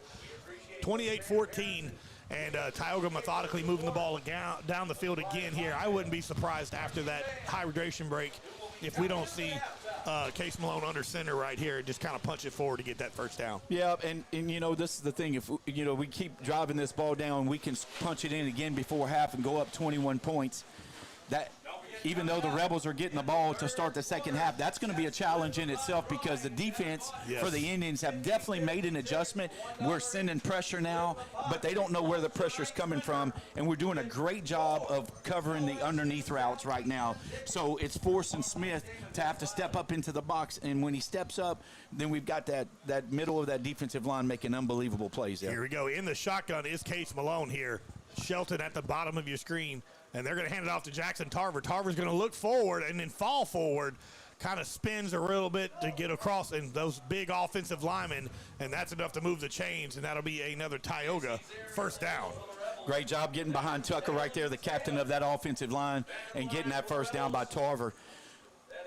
Again, no secret to what we're going to do here. We're going to try to eat this clock up, and we're going to try to stay behind the pads of those big offensive linemen. It's nice because that balance right now between the passing game and the running game. Running game is very, very successful. That's a bad snap. Case Malone does everything he can do and just holds on to it and doesn't allow the fumble, but that's a loss on the play, and it brings up second down and long. Not sure what's going on right there. Again, another high snap, but a great job by Case to get the ball without turning it over. Again, we're going to have second down and long, but it looks like we have a call by an official. The official, there's a flag down. That's going to be false start on the offense. They're going to decline that penalty and take the sack. So it'll still be second and long now for the Indians. I'm sure that, Tucker Landry, our center, our star lineman, I don't know what the mix-up is right now with him and Case. That's the second time, and that's the only 2 times it's happened all year. So I'm sure they're going to get that fixed there and figure out what's going on. So second and long here. Tiogas have been a couple times in this situation and don't change what they're doing and just methodically make big plays. You got three downs here to get all this back. Case fakes the handoff. He throws to the outside. That's Christian Isles, sure-handed Isles right there at the 39-yard line, and that's a good chunk of yardage right there picked up by Tioga. Case Malone to Christian Isles, the senior connection right there for the Indians. Great job to get us back in manageable 3rd and 10 right here at the 39-yard line of the Rebels. Here we go. Third down now, 3rd and 10 for the Indians. Case Malone in the shotgun. That's Angelo, Shelton, and Isles at the bottom, Curvin at the top. And they throw it to Angelo. And Angelo, what a good little short tiptoe right there on the sideline. And that is enough for another Tioga first down. Great job right there by the receiver to know where the marker was. And Angelo makes that catch right there. Unbelievable play right there by Angelo. And gets out of bounds to stop the clock. Had both feet down. They don't even need both feet, but he had both feet right there as Tioga extends the drive here. Case Malone, they hand it off to Tarver. Tarver, he had a seam on that left side, didn't he? Hit by 52 Pineville defenders right there. And that's what it looked like. It was just a cloud of black jerseys right there for the Rebels. Second, it's only a pickup of 1. It's a second down now for Tioga. One of the few times tonight the defensive line of the Rebels and the linebackers were able to step in and clog up that hole. Case Malone calls for the ball. He drops back, rolls out to the right side, looking for a receiver, and he does. He's got Tarver Landry with a beautiful pickup, and I'll tell you what, I'm so excited for him to be back here. We have missed him the first 2 weeks, and he's already making his statement here early on in this ball game. An impact player, Tarver is, and it gives us another dimensional on offense, and the rollout and give it to him is the pitch and catch right there. Case Malone hands it off to Ponche. Ponche tries to get something up the middle and drug down, but picked up about 2 yards. And with 4 minutes, 3 seconds left here in this first half, Tioga up 28-14 here. Second down now and about 8. Here we go. Case Malone, the hurry-up offense, hands it off again to Kenny Ponche up the middle. This time, Kenny gets a chunk yardage. It's going to bring up 3rd and short now for the Indians. Continuing to lean on those offensive linemen and push forward, getting behind their pads. Ponche right there driving in. We can smell another touchdown coming for the Indians. Here we go. The hurry up here for Tioga. And they're just going to feed Kenny Ponche again, breaking tackles. And it looks like he's going to be short of the goal line by maybe he might be at that 1 yard mark, or is he at the 2? See where they spot it here. But that's enough for another first down. It'll be 1st and goal to go now for the Indians. Great job by Ponche driving his feet forward and finding a way to get that first down right here. So 1st and goal for the Indians. Now they're going to slow down a little bit here with 3 minutes, 13 seconds left here. Here we go. Power right up the gut. Let me hit that tush push right there by senior quarterback Case Malone. And he gets into the end zone, and another Tioga touchdown. Great job right there by Case to get behind those big linemen, and nobody actually touched him. The guys came around the corner thinking he was handing the ball off to Ponche, and Case got behind Tucker, and Byard and Jacobs and scored right there off the left side. Big push by that Tioga offensive line, the 2-yard carry for Malone into the end zone, and Tioga strikes again here. Ethan Bridges comes out for the extra point. Christian Isles is the holder. Kick is up. And I think that might have went into the softball field over there, Coach. That's a extra point really, really good here with 3:03 left here in this first half. Tioga extends their lead 35-14. We'll be right back on 446 Sports. Central Louisiana. This is your home for live sports action. From the field to the court, 446 Sports delivers the games you love with expert commentary and passionate coverage.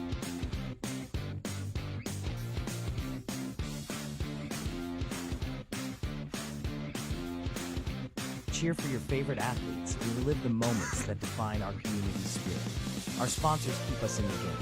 Together, we bring you the best in local sports coverage.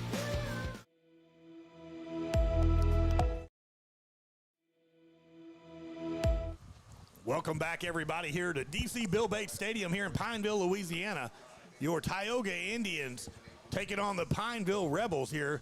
Tioga up 35-14. Appreciate our title sponsor, Kingstop Chevron and 28 East Chevron here. Proud supporters of 446 Sports and Tioga football, as Ethan Bridges with the little stinger fielded at the 5-yard line, and there's Phillips. Still on his feet here, and this lowers the shoulder. Excuse me, that's not Phillips. I thought that was Phillips. That's Hakeem Nix. Yep. With the carry there. So a good return for Pineville, and they'll get the ball around that 38-yard line. Great job right there by Hakeem to find a little seam and stay behind his blockers to get a good return for the Rebels.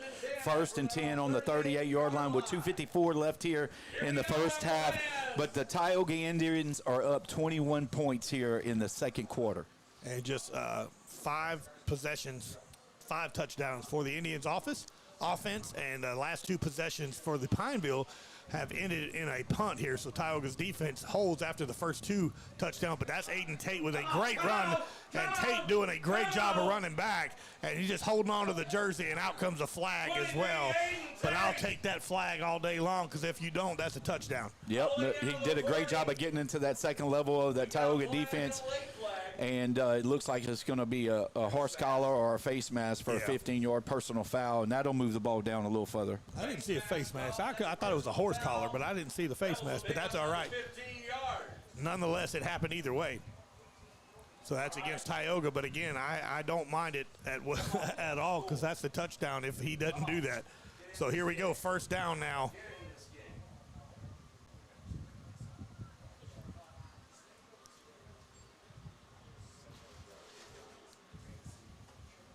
.240 left here in this opening half.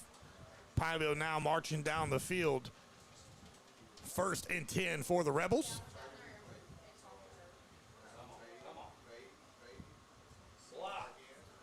Ball handed off. This time he's hit. Ball looks like it might have came out. And it comes out with none other than Mr. Cohen Henry. But let's see what the call is on the field. I think they're going to say he was down by contact. But Cohen comes up with the ball, and they're going to say he was down, so it'll bring up 2nd down. Boy, we're gonna talk to Cohen about that later on. Yeah, great job right there by the Indian defense to just keep contained, and a huge stop to make it 2nd and 10 with the clock running under 2 minutes now to go in the 2nd quarter. So here we go. Smith in the shotgun, looks to the sidelines here. 2nd and 10. 16 seconds left here on the play clock. He's dropped back. He's looking to throw. He's got a man over the top, but no. He cut back and just ended his route right there. It was Phillips. So nobody close. That's going to bring up 3rd down. Yeah, that was a little miscommunication by Smith and Phillips there. They checked it at the line of scrimmage, and now it's going to be 3rd and 10 for the Rebels with 1:32 to go. Stopping the clock right there is going to be an advantage for Tioga if we can get the ball back. They'll have another opportunity to score before the half. Here we go, 3rd and 10 now for the Rebels. 1:32 left here in this opening half. Smith, he's looking, drops back, throws it to the left side. That's Kervin Johnson over there, but off the fingertips of the receiver. And Kervin Johnson into the game, and a big shutdown. Let's see what Pineville chooses to do with 4th down. Well, great job. He got a good kicker, too. Yeah, great job right there by Johnson to get in there. They're manning up, and, you know, we've talked about that. And I talked to Coach about that, and I've even talked to Coach Muter. It's what an advantage to be able to take your corners and have a lockdown corner and go man-to-man, and it gives you 9 guys to stay in the box. So that's an advantage for the Tioga Indians, and it has been an advantage all year up to this point. So it looks like the Rebels are going to take a timeout right here. We'll keep it here as well. Having that type of a talent wide receiver on that side of the ball. Of course, Kervin Johnson, a verbal commit to Louisiana Tech. But I know he's getting offers. He got an offer from Grambling last week as well. So, that type of player, you're going to get a lot more offers, too. As good as he is on the wide receiver side, it's nice to be able to throw him on the defensive side and shut down a couple of wide receivers. Yeah, and then you got Angelo coming in, and Shelton. He'll come in, and he'll give a breather to him. And then to have Bates back, again, you're talking about a tall defensive back. And to be able to get those 2 guys to lock down any receivers, it gives you an opportunity to get your best guys in the box and your best tacklers in the box as well at the same time. Minute 24 left here in this first half. Tioga up 35-14 over Pineville. Pineville will get the ball to start the second half. So they are going to bring out the kicker. And like I said, when you got a great kicker like that, you use them as often as you can. Yep, Jacques Lee, a 4-year starter here for Pineville. And so this looks like to be a 43-yarder. And now it looks like Tioga is going to call a timeout. They don't roll over. It's not like AT&T minutes. You might as well use them, Coach. Absolutely. Look, remember those days? Oh, yeah, I do. And I'll tell you, you when you sit there and you think, okay, we got 124, let's just get the points on the board. And you got to think of what the Rebels are thinking in Coach Shaw's. If we get the points on the board, we get the ball back. Yep. Then we're under now we're under 21 points down. So now, we've got an opportunity to get the ball, score again. And that's what he's thinking. Score again when we come out in the second half. But again, what a great job here by the Indians.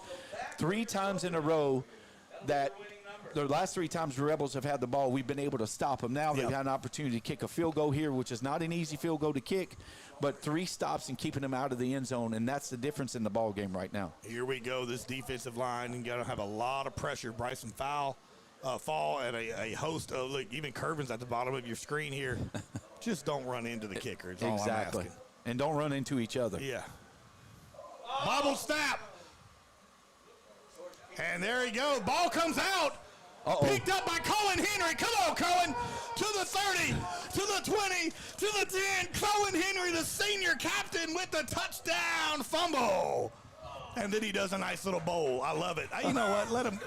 Look, his dad is our producer, and he's mad about the play. Hey, let him have that, Dad. I don't mind it. I loved it. He didn't do anything wrong but bowling. I like it.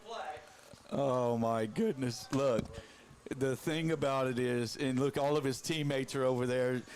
They know what's fixing to happen. He knows what's fixing to happen. But what a great job right there, the awareness to pick it up.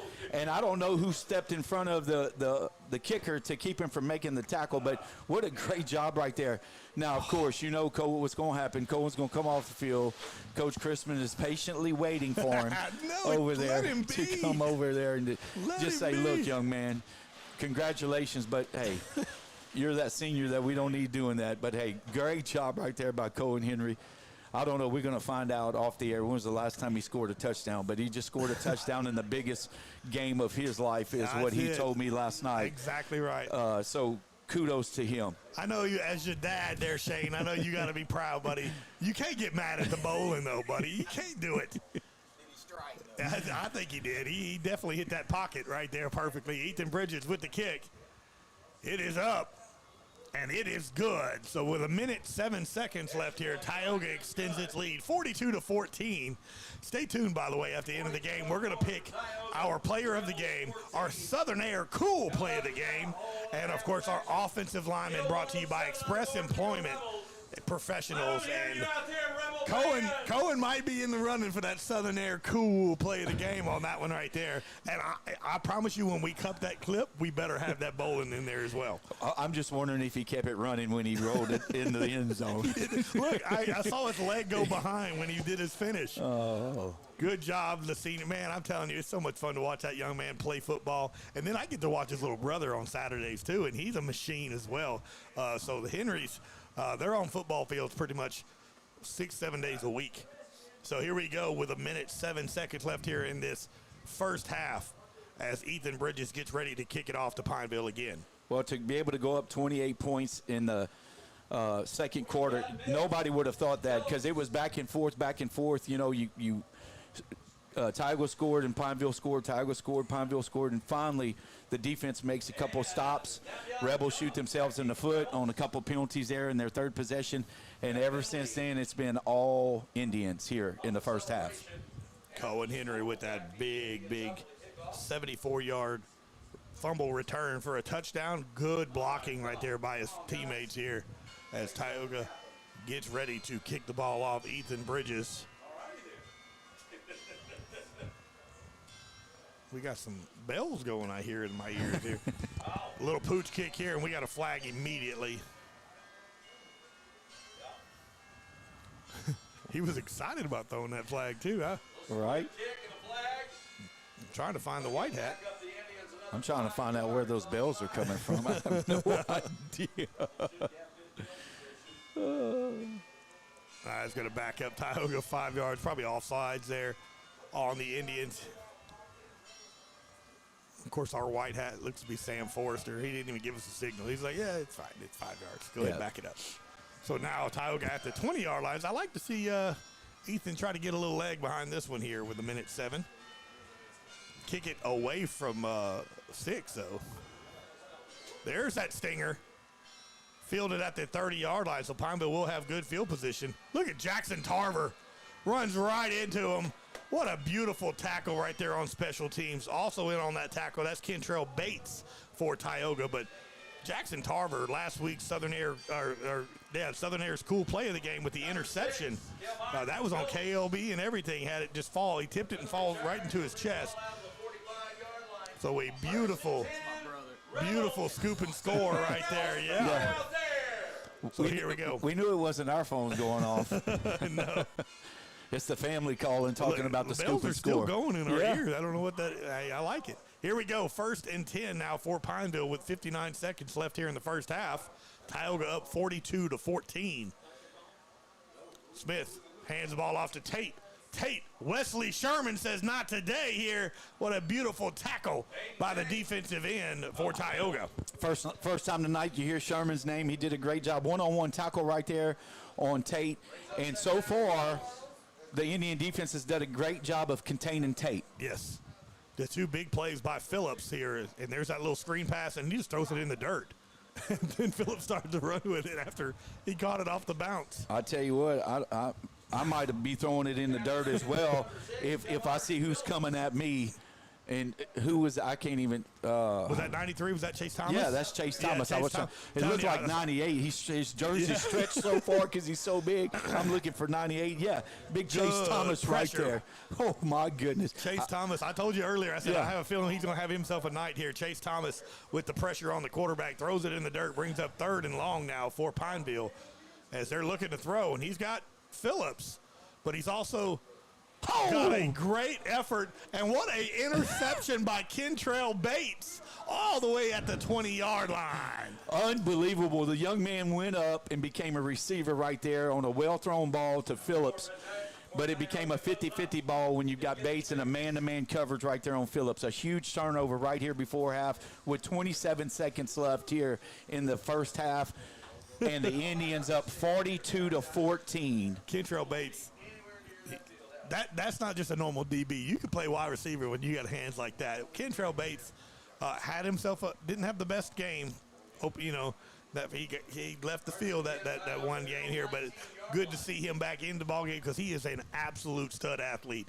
So good job on Kentrell Bates right there as Tioga will look to be okay with just taking a knee here and getting it to halftime. So as we get ready to head to halftime, Tioga on top 42 to,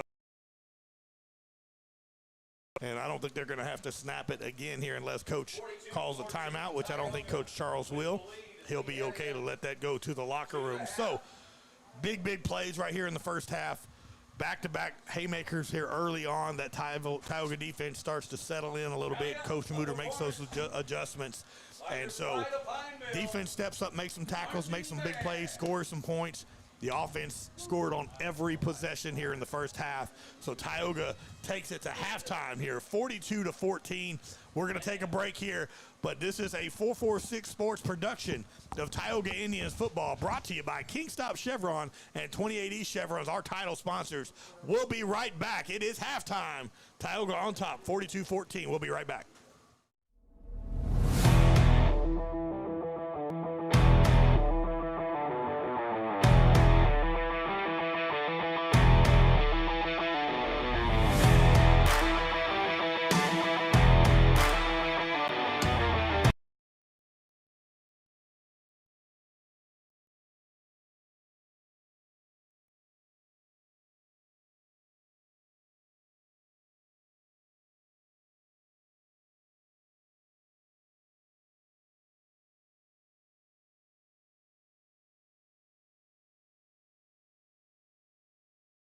When life's got you stuck, or your vehicle just won't go, National Transmission has you covered.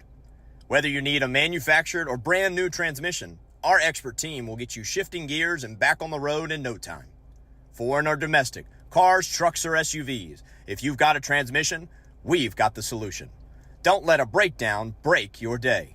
Drive with confidence. Drive with National Transmission. Call now or visit nationaltransmission.com. National Transmission. We get you moving. Looking for auto service you can trust right here in Sinlaw? Come to National Tire and Auto, your locally owned tire and repair experts with 2 convenient locations.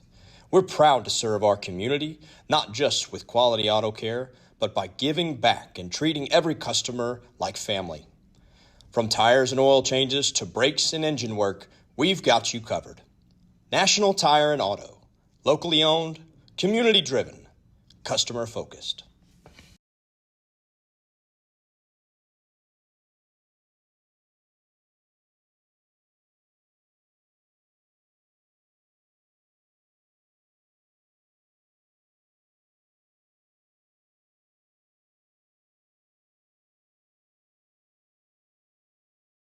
When other dealers judge your past, National Autoplex is here to drive you into your future. We're Sinlaw's only no-credit check lease-to-own dealer, where bankruptcy, bad credit, or no credit is no problem. At National Autoplex, we believe in second chances and fresh starts. If you've got income, you've got options. Come see why more drivers are choosing National Autoplex, where you're more than a credit score. Visit us today or apply online at nationalautoplexandtire.com. National Autoplex. Your ride, your future, your way. Looking for expert glass repair, tinting, or top-notch service? Look no further than Fast Glass. Your local favorite for years, now proud to be part of the National Automotive Group family. Same trusted team, same unbeatable service, now backed by the power and support of National Automotive. Whether it's a chip, a crack, or a complete tint job, Fast Glass gets it done right and gets it done fast. Stop by today or call us at 318-FAST-GLASS. Clear choice, fast results. Yeah, so what happened out there tonight? We struck out at home with leftovers, then we remembered walk-ons. What effect did the situation have? Spirit soared. Nick took on a burger. Jen obliterated her ribeye po' boy. And speaking of spirits, Laura even scored a real tasty cocktail. She needed that. Any lessons learned today? Yeah. Head straight to walk-ons. Scratch-made dishes, wall-to-wall TVs, craft beers, and cocktails. Walk-ons for the win. During National Cataract Awareness Month, Wallace Eye Associates is joining the American Academy of Ophthalmology to help prevent blindness by offering complimentary cataract screenings. If you're over 65 and noticing unusual changes in your vision, our free screenings can help determine if you have cataracts. Call us today to schedule your complimentary cataract screening. When it's time for cataract surgery, there's only one team, one focus, your vision. Wallace Eye Associates. Firehouse Subs just partnered with Hot Ones to create 2 new hook and ladder subs. One with pickles marinated in last dab Reaper sauce to test yourself. And a milder one with crispy garlic chips if tests aren't really your thing. Find out how hot you like it for a limited time at Firehouse Subs.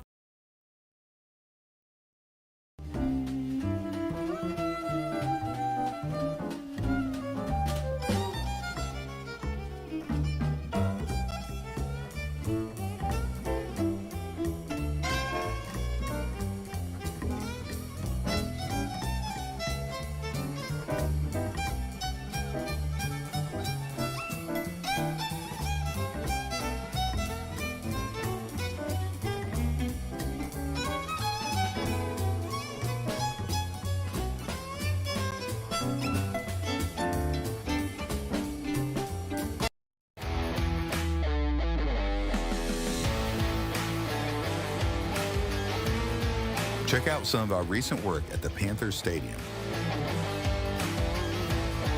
In addition to custom signs and banners, we also handle custom trophies, custom awards, custom vehicle wraps, and more. Give us a call. We handle projects large and small.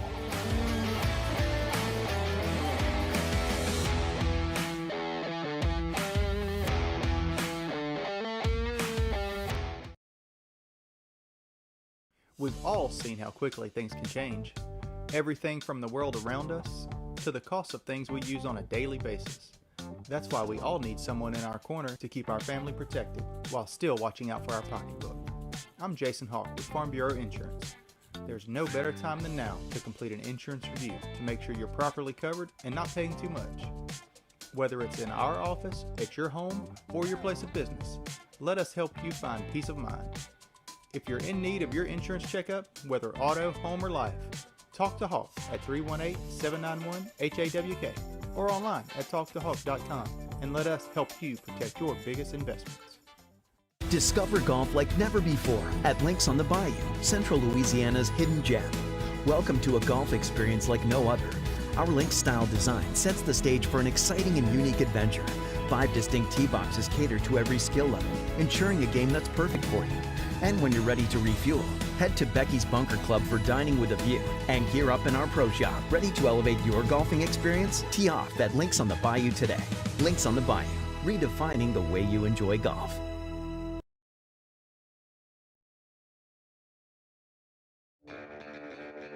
Are home problems turning your life upside down? Trust Southern Air Cooling, Heating, and Plumbing to save the day.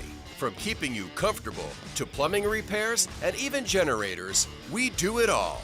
Southern Air Cooling, Heating, and Plumbing, your one-stop solution for AC, plumbing, and generators. If you need us to save the day for you, call Southern Air Cooling, Heating, and Plumbing or visit us online at southernairnow.com.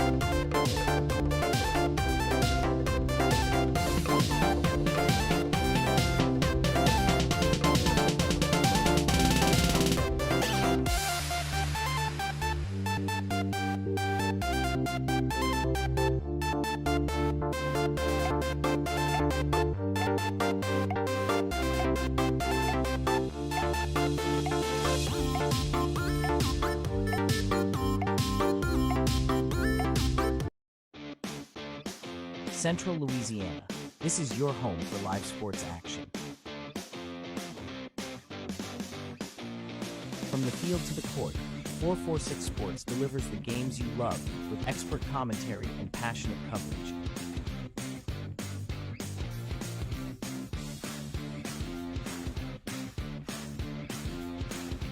Cheer for your favorite athletes and relive the moments that define our community spirit. Our sponsors keep us in the game.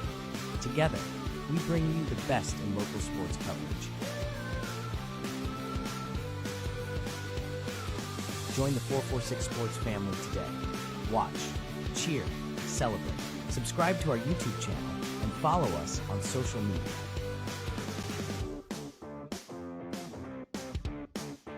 .446Sports, where Central Louisiana comes.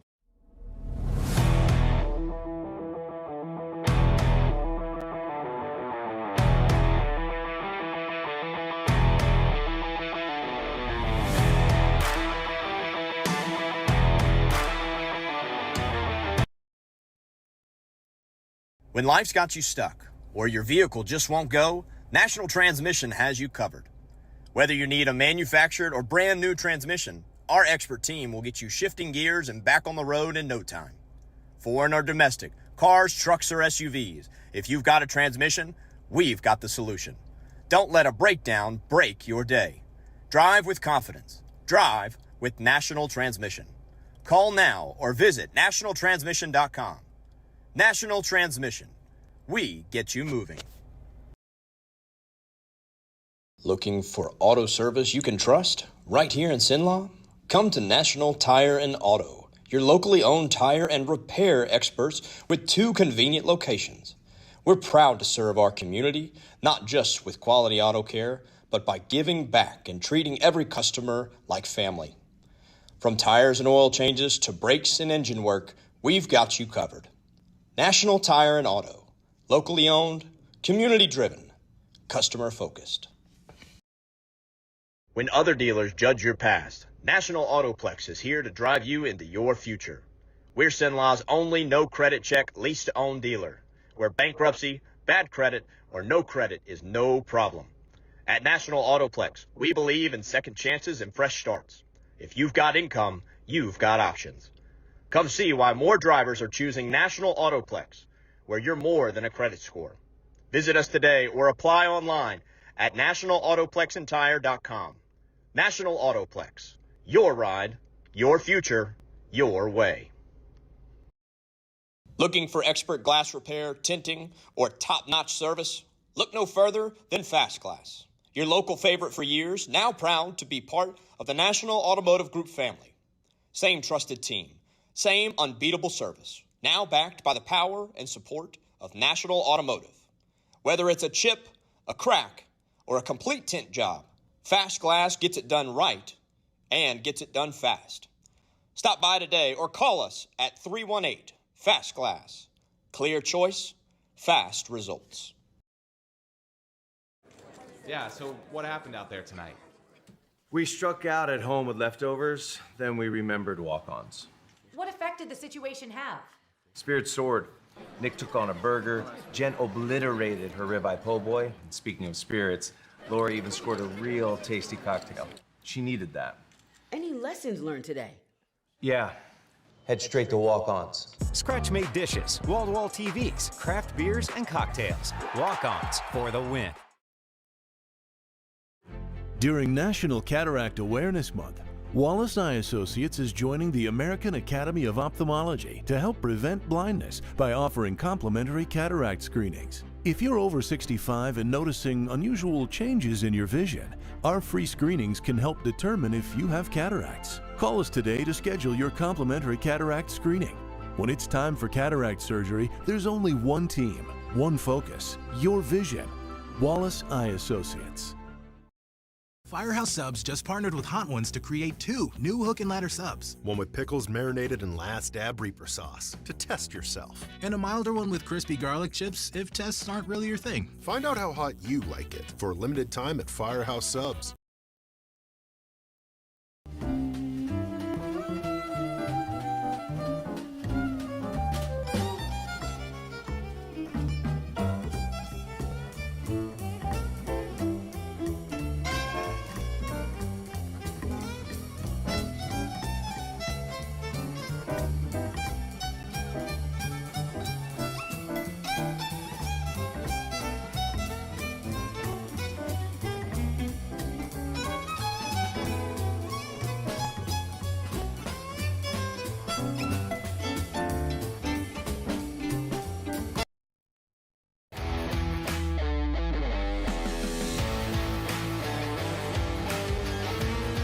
Check out some of our recent work at the Panthers Stadium. In addition to custom signs and banners, we also handle custom trophies, custom awards, custom vehicle wraps, and more. Give us a call. We handle projects large and small.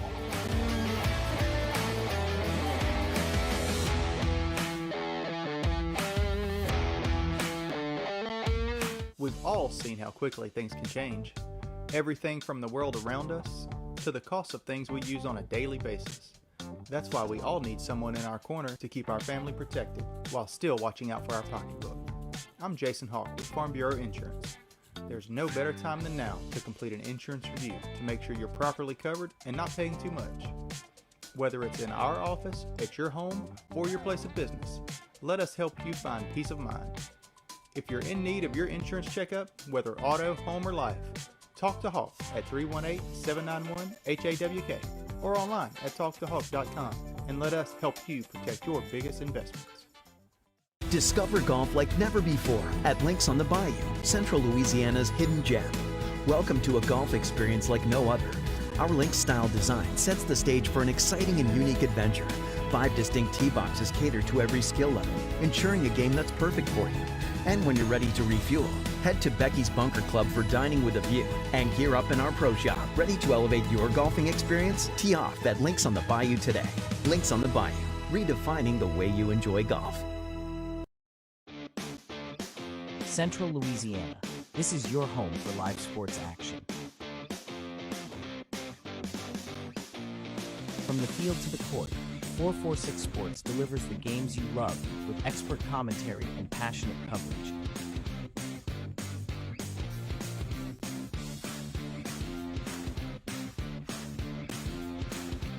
cheer for your favorite athletes, and relive the moments that define our community spirit. Our sponsors keep us in the game. Together, we bring you the best in local sports coverage. Join the 446 Sports family today. Watch, cheer, celebrate. Subscribe to our YouTube channel and follow us on social media.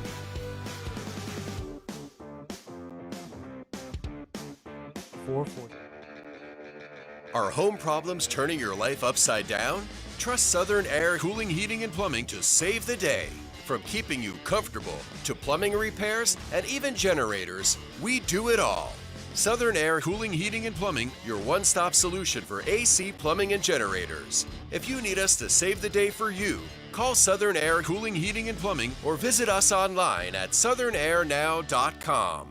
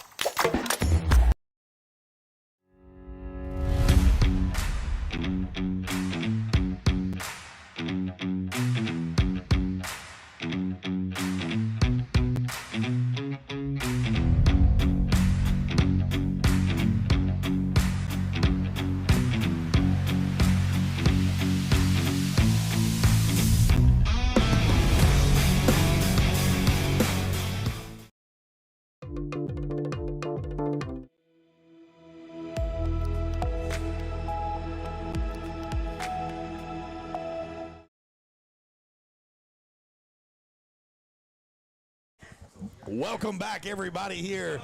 It's getting ready for the third quarter action. Your Tioga Indians lead the Pineville Rebels 42-14 here. This is a 446 Sports production of Tioga Indian Football, brought to you by Kingstop Chevron and 28 East Chevron. Thank you to being our title sponsors here at 446 Sports Tioga.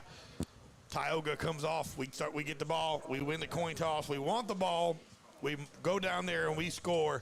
Jeremiah Hunter with a 17-yard touchdown catch. Then Pineville breaks off a long touchdown run of 64 yards for Phillip. Landry comes and has a 50-yard catch, man, just to extend that drive here, and that was so big in that second drive to extend it. Then Kenny Ponce with a 34-yard touchdown run. And then back and forth. Phillips had another 78-yard runner. And then Kervin Johnson with a 17-yard touchdown. I'm going to try to do this quick because we're getting ready to kick off. Ponce after that touchdown, Kenny Ponce.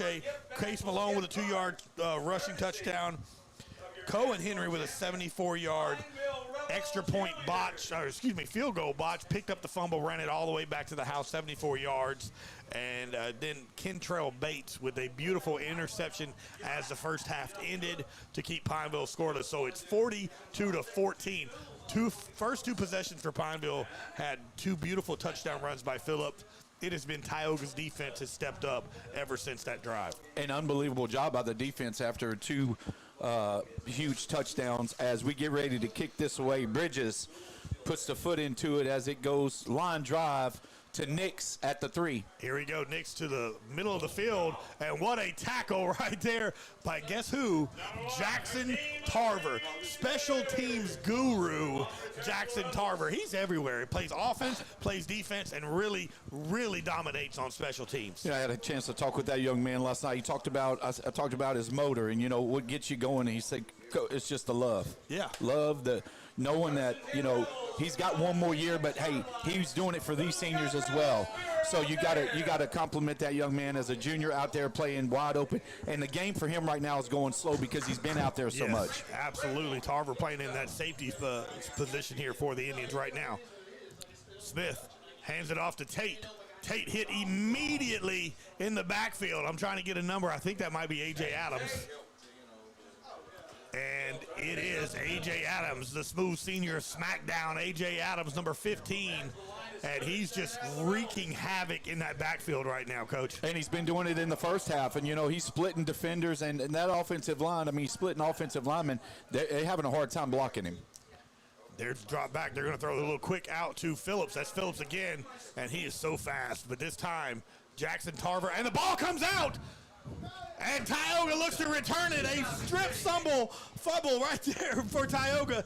David Garrett and Jackson Tarver strip the ball, and Rose comes up with the fumble. So a big turnover again by that Tioga defense. Well, you know, a great pitching catch right there, Smith to Phillips, but what a great job by the Tioga Indians holding him up, and then they strip Phillips of the ball, and a huge turnover right here to start the second half with 11:16 to go, and now the Indians have the ball at their own 48-yard line. And, man, exactly how you want to start a second half right there if you're Tioga. And that was just Phillips trying to make something happen, and then those two combined. Garrett and Tarver just reach in there and rip the ball out about 5 yards, and Joe Rose right there for the recovery. So out comes the Tioga offense. Again, the senior quarterback, Case Malone. Top of the screen is Kervin Johnson. Bottom of your screen is Angelo Shelton, and they give it to Tarver. Tarver falls down, and they're going to say he went down all the way. So that'll be a loss of about a yard and bring up second down for the Indians. Yeah, he tried to put his foot in the ground right there to get on that outside edge as Roy had the edge set for him, but he slipped, lost his footing right there in the grass, and now it's 2nd and 11 here at the 47. Case Malone fakes it off, and there's going to be a little pitch over to Kervin Johnson. And look at Kervin, look at the wheels. Kervin Johnson to the 20, cuts back up the middle, still on his feet into the end zone. Touchdown, Tioga. Kervin Johnson with another score. Great job right there by Kervin to get behind no one else but number 5, Tarver Landry, with the block down the field. Unbelievable play. A little reverse right there. Tarver to Johnson. 53 yards unofficially is what I have it under. 53 yards on the rushing touchdown from Kervin Johnson. So he keeps his streak alive, ladies and gentlemen. 2 touchdowns week 1, 2 touchdowns week 2, and we've already got 2 touchdowns this evening here in Pineville by Mr. Kervin Johnson. My preseason Sinlaw athlete of the year is who I'm picking here. And the extra point by Ethan Bridges is good here with 10 minutes, 41 seconds left in this third quarter. It is 49-14, Tioga on top. We'll keep it here as well. And, Coach, defense setting the tone early on here in this second half. You know, talking with Coach Muter when he just walked through here, he said we're focusing on the wrong things. And again, they've made them one-dimensional. Now they've got to turn around and throw the ball. They've stopped the run game. They made the adjustments after Phillips scored those 2 touchdowns on the run. They focused, and now they've stopped the pass. So we're going to see how Pineville reacts to this coming out of this offense, having this many points scored on you right here so early on in the game. Still a lot of ball to play, but a 49-14 lead right here with 10:41 left to go in the third quarter. Pineville's got to be able to answer to keep their defense off the field now. Here we go. Ethan Bridges with the ball at the 40-yard line, getting ready to kick off after the extra point. Appreciate everybody tuned in to watching here. 446 Sports, Tioga Football, brought to you by Kingstop Chevron and 28 East Chevron, proud title sponsors of 446 Sports, Tioga Football. As we're getting ready here, Ethan Bridges, who's had himself a great night, also had him last week, had a great night. It was perfect on the night. And Bridges is going to kick a line drive this time. And that ball picked up around the 15-yard line. And look at the speed by that young man. And a big tackle. Guess who made that tackle, ladies and gentlemen? Do I even have to say it? Jackson Tarver on special teams. He's got laser radar. It seems like every time the ball is kicked off, Jackson Tarver's making that tackle. Tarver, you got to give it to Christian Oz. He's trying to get out there. Those 2 ball hoggers right there when it comes to the kickoff return. TJ Edwards with the return there for the Rebels. So here we go, 1st and 10, as Smith is still in the game as quarterback. And they're going to hand the ball off to Aiden Tate. And Tate's going to run and tackle looks to be made by Tarver Landry on that one for Tioga. But a good chunk of yards there, about an 8-yard pickup. So that's going to bring up second down now for the Rebels. Tarver and Garrett on the tackle. Garrett coming up from a safety position to help wrap him up. So, again, got to gain tackle to Tate man and keep him contained. And we'll see how we go here with this series. Second down now, and balls, I thought it was 2nd and 2, but the way they spotted it, it looks to be 2nd and 4 now. So only a 6-yard carry there, and that's going to be Phillips in motion. They're going to fake it, and it's a broken play. And quarterback's just going to run for his life here, and there's that Tioga defense. And so Javion Champion makes the tackle, and a big, big sack right there by the Tioga defense. An unbelievable play right there on a broken play, and Smith's helmet comes off, so now he's got to come out of the game. One play. One play, and, unfortunately for that young man, you hope he comes back in. He took a pretty big lick right there at quarterback. Coleman will come into the ball game for one snap here for Pineville. Third down now for the Rebels. And after that broken play, you just hope that quarterback wouldn't get hurt, because there was about 5 Tioga defenders just making a straight line right there for him. Press coverage, and there's a bad snap hit. Coleman's going to pick it up, throw it to number 80, and still on his feet. And that's a great effort right there by the wide receiver for Pineville. Number 80. We got no lights in here, boys and girls, so we're trying to. Daniel Coleman. Look, Coleman to Coleman there. Coleman to Coleman connection there, and a great effort right there by number 80 to even get anything happening after that botched snap. But that'll move the chains and be enough for a Tioga first down. But we're look at the chains over there. Not sure what they got going on. The down marker's in the right spot. Here we go. They slowly moving the chains. They're like 40 yards behind here. They're still on their union break. It's the union break over here. 9:12 left here in this third quarter. Tioga on top 49-14. And they're going to keep Coleman in. And he scrambles and almost intercepted by Joe Rose. In and out of the hands. Bates was ready for it too, though. That would have been a big hit by Bates. But it's an incomplete pass. Yeah, by bringing Coleman into the game, he's a little bit more of a scat quarterback where he's got good wheels. He can go he's got good moves. So they're trying to see if he can do a little shake and bake, get some momentum going on that offensive side. So you got to be able to contain him now, because he's a pretty good runner as well. Second down here for the Rebels. And then they hand it off to Aiden Tate. Aiden, man, that young man runs hard and with a lot of anger coming at it. Aiden Tate's is a great little power running back there. Wesley Sherman comes out of the ball game here after making the tackle, brings up third, and about 6 yards here for the Rebels. Big play right here for that Indian defense on 3rd and 6 right here. Carry to the outside. Tate. They had him right up front here, but still picks up positive yards. Tarver Landry, A.J. Adams in the backfield, and a host of Tioga defenders brings up 4th and short now for the Pineville Rebels offense. Let's see if this can get a big stop right here by this Tioga defense. Need about 2 to 3 yards here, does the Rebels. They're going to check. See if a senior captain A.J. Adams or Cohen Henry can make a big, big play right here and force a turnover on downs. 16 seconds left here on the play clock. Coleman.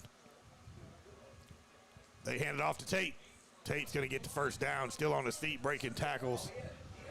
Jackson Tarver with the tackle. And you never want your safeties or your secondary to be leading the game in tackles. But on this series, Tate's having a pretty good little run. Yeah, we're in that 4-man front, that 4-3 that Coach Mutter likes to run. But you got Cohen in the middle by himself, so it's putting a little pressure there on the safety. Bobble snap again. Coleman picking it up and still on his feet, finally drugged down. And Tarver Landry will get the sack and hits the golf shot. His form was absolutely horrible. I'm going to let Tarver know that tomorrow when I see him at Red River Football, that if you're going to hit a golf ball after a sack, I want to see a little bit better form out of you, buddy. Tarver Landry with a big sack right there for the Indians. It's going to bring up 2nd and about 700 here for the Rebels. 2nd and 27, actually, if I'm right. I like mine better, Coach. Yeah. No, it's not. Here we go. Ball's at 45-yard line. They're going to throw a little out route to the outside. That it looks And a good pickup right there on second down for the Rebels. Coleman's got a quick little release right there for being the backup quarterback. He does. He's a little young sophomore, and he's done a really good job. Came in as a freshman, had a lot of playing time last year for the Rebels, but with Carter Smith being injured most of the season, and it looks like Smith now is going to come back into the game, and Coleman will come out.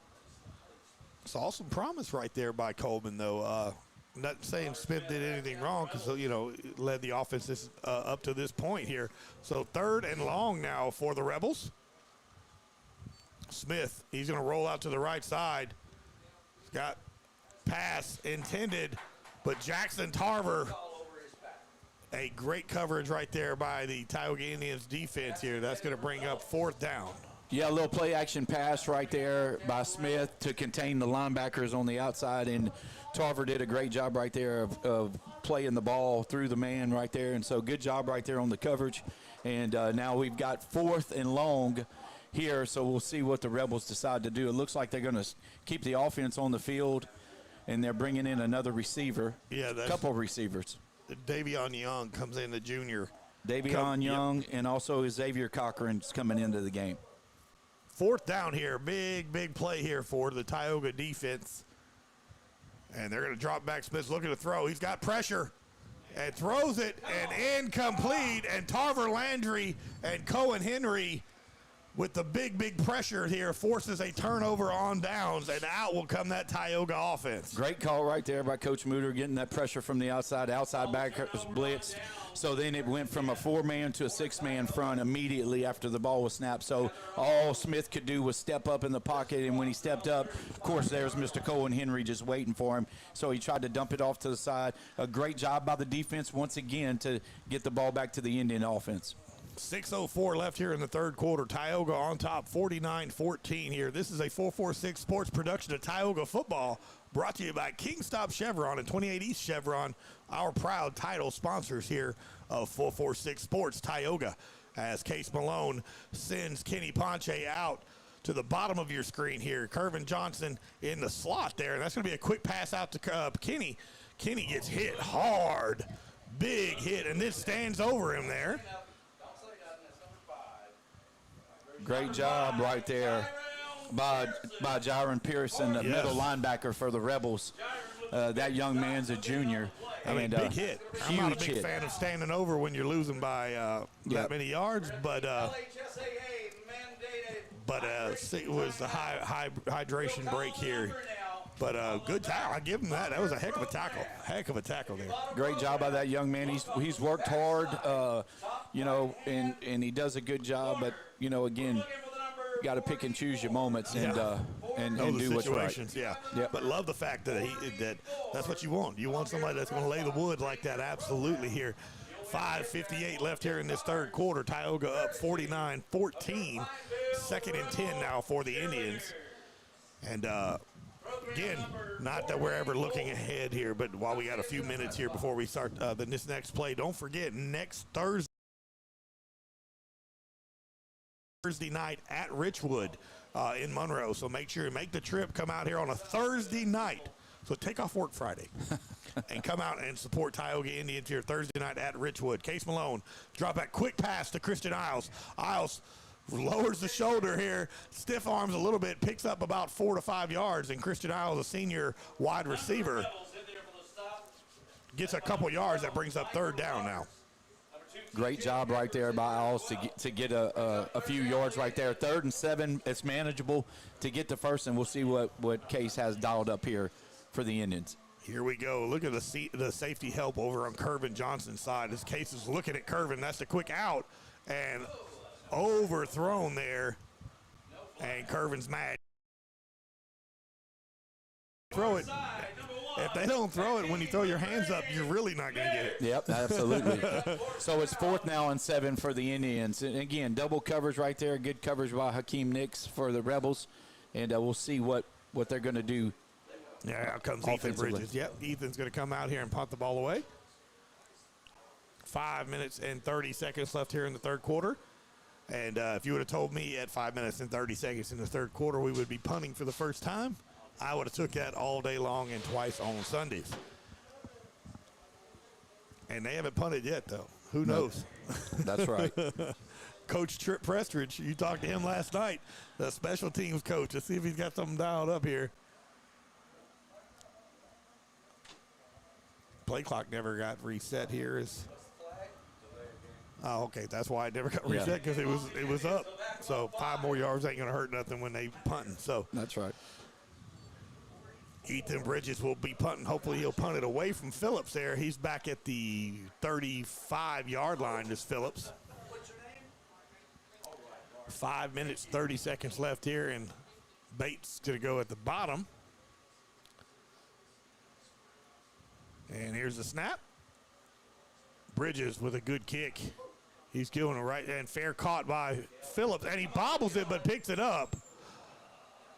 And Tucker Landry knows the rules, baby.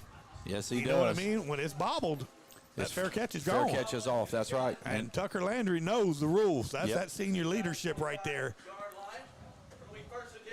And great job right there by Kamarian Phillips to get control of that ball again. It would have been a muff punt, but what a great job right there to catch it. So first down here, a good flip of field position right there. Ethan Bridges with a great punt. And Tucker Landry, he lives for moments. You know, he does play occasionally in nose tackle, but, you know, he is our center. It's a long snapper, and you got to have him for those. But occasionally he'll get that little nose, so he don't get to hit people too often, you know. Most time he's the one getting hit. That's right. So here we go, first down for the Rebels. As the Tioga's first offensive series of the night. Had a punt, and Aiden Tate ran into immediately by a host of Tioga defenders. Bryson Fall, Chase Thomas is right there, A.J. Adams, the Javion Champion, and just a host of Tioga defenders right in the backfield. You know, once again, second week in a row, you got an offensive line that doesn't have an answer for those Indians on that defensive line.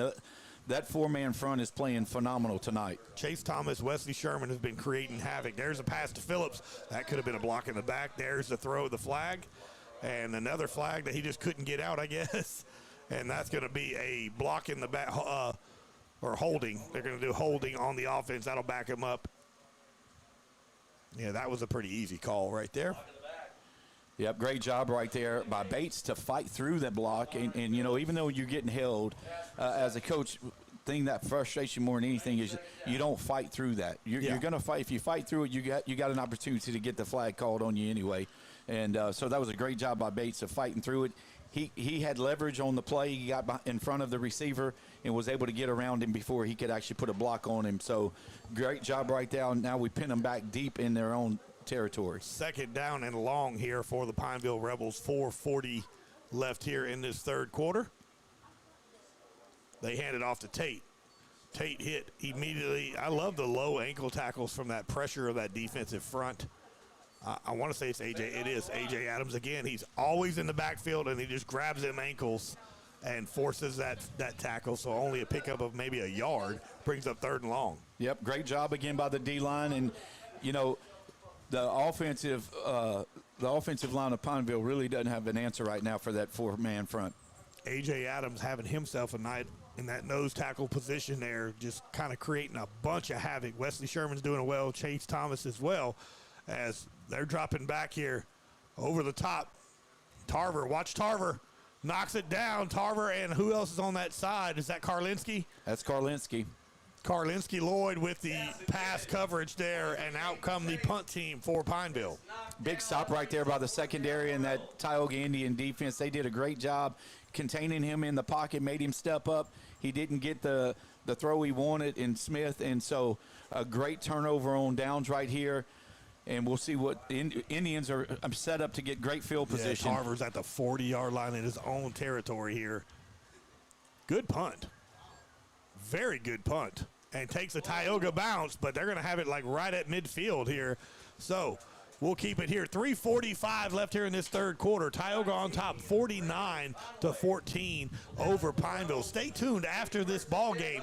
We're going to have our Southern Air Cool play of the game, as well as our player of the game and our lineman of the week, brought to you by Express Employment Professionals. Seth Landry in the group over there picking our lineman of the week. So we got a lot to choose from, Coach. Look, it's been a tremendous night offensively, defensively. The D-line has done great. The offensive line has done a great job. So, yes, you're right. We have opportunities galore to choose from tonight. Case Malone calls for the ball in the shotgun, hands it off to Ponche. Ponche to the right side. Good job by the offensive line blocking. Safety comes over there and makes a good tackle for Pineville as Kenny gets up, but it's a pickup of about 3 yards. Well, great job right there by the defensive end to string it out. But again, Ponche getting to the edge, picking up the yardage that he needed, and now it's second and manageable. Tioga looks to be choosing to just kind of go one-sided here and just run the ball, kind of eat up some of that clock here. And as I said that, Case Malone says, no, I'm going to throw it. And that's got to be a holding. Oh, my goodness. He grabbed him around the waist. That's all you can do is laugh about it, I'm sure. I mean, I know the score is what it is, yeah. But my goodness. That's all right. Third down now for the Tioga offense. My goodness. Kervin's got his hands like, what's going on here? He had him wrapped around his waist. And he's being a good sport about it because that could get very frustrating. Here we go. Third down now for the Indians. Case Malone in the shotgun. They hand it to Kenny. Kenny churning them legs there, getting it. Forward progress is going to get him to about the 46-yard line, I believe. And it's going to bring up fourth down and about 6. Yep, great job right there to get what you got. And it looks like we're going to do a little punt here and flip the field again. And so let's see what the Indians choose to do on this 4th down and 6. Here we go. Ethan Bridges comes back out into the game here to punt the ball away to Phillips, who's at the 10-yard line for the Rebels. Watch out. You got Karlinski at the top. Bates at the bottom here. I bet Ethan can throw it. Yeah, well, you got Cohen right there, and good kick here. That's going to pin him. Let's see who can get a Tioga bounce. And it gets rolled. So you pin him inside the 20. That's always an added bonus. And, of course, the long snapper comes up with the ball at the end. Tucker Landry, the senior center. 2:09 left here in this third quarter here. Your score, Tioga 49, Pineville 14. This is a 446 Sports production of Tioga Indian Football, brought to you by our title sponsor, Kingstop Chevron and 28 East Chevron. Thanks to the crew at the Chevron. Make sure you go by every time. Stop there, get you some gas. Let them know that you are appreciative of them sponsoring 446 Sports. So we appreciate the crew here as the Pineville offense comes back in and getting ready here to try to get some points back on the board. This Tioga defense has been lights out these last few possessions. They've done a great job of containing the run, and, of course, in the secondary has also done a great job of keeping the passes incomplete. So good job overall by the defense here in the second half so far. Here we go with Pineville. They're throwing it deep. Phillips is nowhere near the throw. And that's going to bring up 2nd down and 10 now for the Rebels. Yeah, they tried to do a little trickery play there, flip it to Tate. And, of course, Tate playing quarterback last year for the Rebels when Smith was out. He tried to get the ball to Kamarian, but he threw it out of bounds. So, again, a break right there actually for the Indians because they were 2-on-1 down here, Rebels on Indians. So, great job right there of staying back by Bates. That's good coverage or good pass press right there by that defensive line. And they hand the ball off to Phillips this time and finally drug down. And that is Kentrell Bates, who absolutely takes the ball away from him, but they're going to say he was down by contact. But Kentrell Bates with a beautiful tackle, and they trying to rip it out every time, buddy. Yeah, they did a good job. They came back and ran that play that they scored on in the second possession. Pineville did by sending Kamarian in motion and having him cut back on that X motion. So great job by Bates right there. Here we go. 3rd down and short here as quarterback will change the play, but then runs into Cohen Henry and a group of his friends. You seen Cohen. He found that little seam between the center and the left tackle. And Well, the Indians are saying it's their ball, but it looks like they're going to mark it short. Yeah, it so looked it'll like we be took it third and away. short. Yeah, it looked like they stripped him. And it's actually going to be fourth down. Yeah. My bad. It's fourth down now, fourth and short. It was third and short. Yeah. Yeah, and Tioga held them to no gain right there by Cohen Henry sneaking in there and brings up fourth down and short, and Pineville elects to punt the ball away. And Tarver's a little unsure if he thinks they're going to be punting the ball, though. Look, he's just kind of creeping a little bit back there to the 45-yard line, and they will punt it away. Another good punt right there by the Pineville punter, and takes the Pineville bounce all the way down to the 28-yard line. So we're going to take a break here with 32 seconds left here in this third quarter. Tioga up top, 49-14 over Pineville. We'll be right back on 446. Yeah, so what happened out there tonight? We struck out at home with leftovers, then we remembered walk-ons. What effect did the situation have? Spirit soared. Nick took on a burger. Jen obliterated her ribeye po' boy. And speaking of spirits, Laura even scored a real tasty cocktail. She needed that. Any lessons learned today?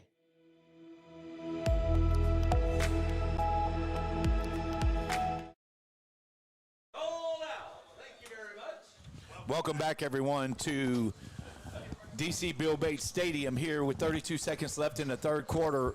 Indians up 49-14. The snap to Case, handoff to Ponche. That is Ponche. I couldn't tell. He was going sideways. It's hard to tell because they're both built the same way. So if you're not paying attention from the go, great job right there by Ponche to make it 2nd and 4 right here on the 34-yard line. Thank you, Coach. They caught me taking a sip of my drink right there on the deal. Shane Henry got me on that one. He got me on that one. That was my bad. He's going to hand it off to Kenny. Kenny's going to run right up his gut there and trying to follow the blocking of Tucker Landry here, but runs into Tucker and a host of Pineville defenders, and that's going to be the end of the third quarter. Your score, Tioga 49, Pineville 14. We're going to take another break. We got to pay the bills right here on 446 Sports. Firehouse Subs just partnered with Hot Ones to create 2 new hook and ladder subs. One with pickles marinated in Last Dab Reaper sauce to test yourself. And a milder one with crispy garlic chips if tests aren't really your thing. Find out how hot you like it for a limited time at Firehouse Subs.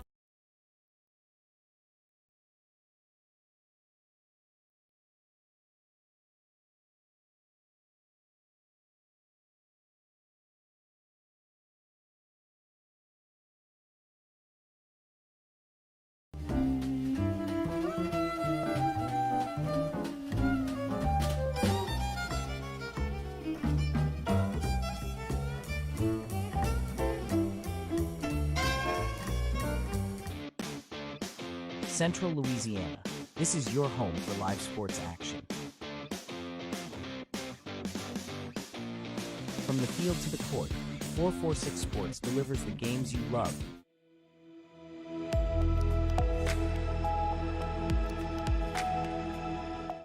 Welcome back, everybody. Here we're heading into the fourth quarter here. Tioga on top, 49-14.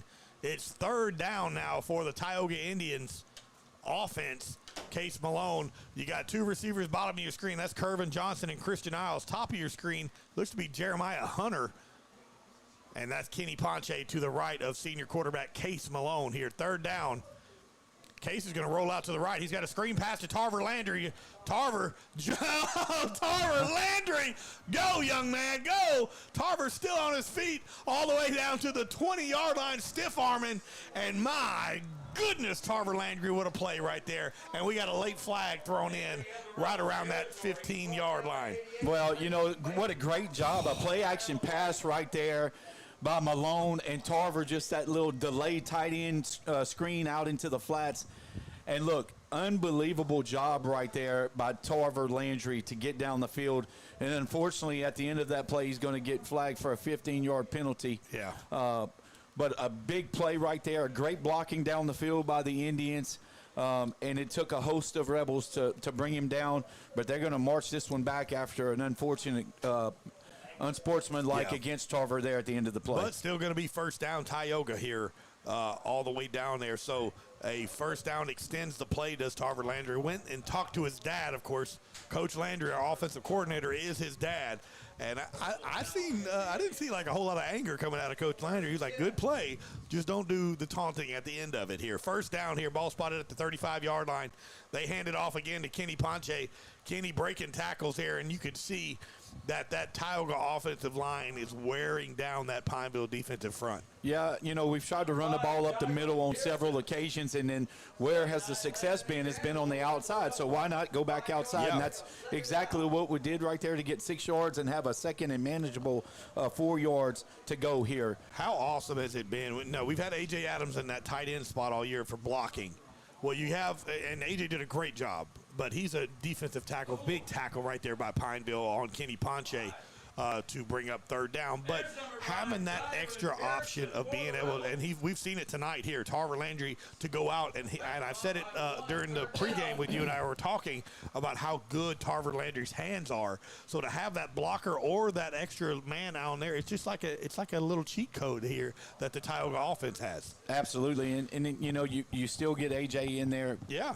At the blocking back. And so it is definitely an advantage. Here we go. Case Malone calls for the ball. He looks to Kervin Johnson and overthrown. And Kervin saw about 3 Pineville defenders that were keying up on him. And that's going to bring up a 4th down here for the Tioga offense. At this point here, where you're at, I'm almost, and I see Case Malone go and talk to Coach Landry right now. It's like, hey, let us go for it here. Ain't no sense in Pooch kicking it. And then we've got a late flag.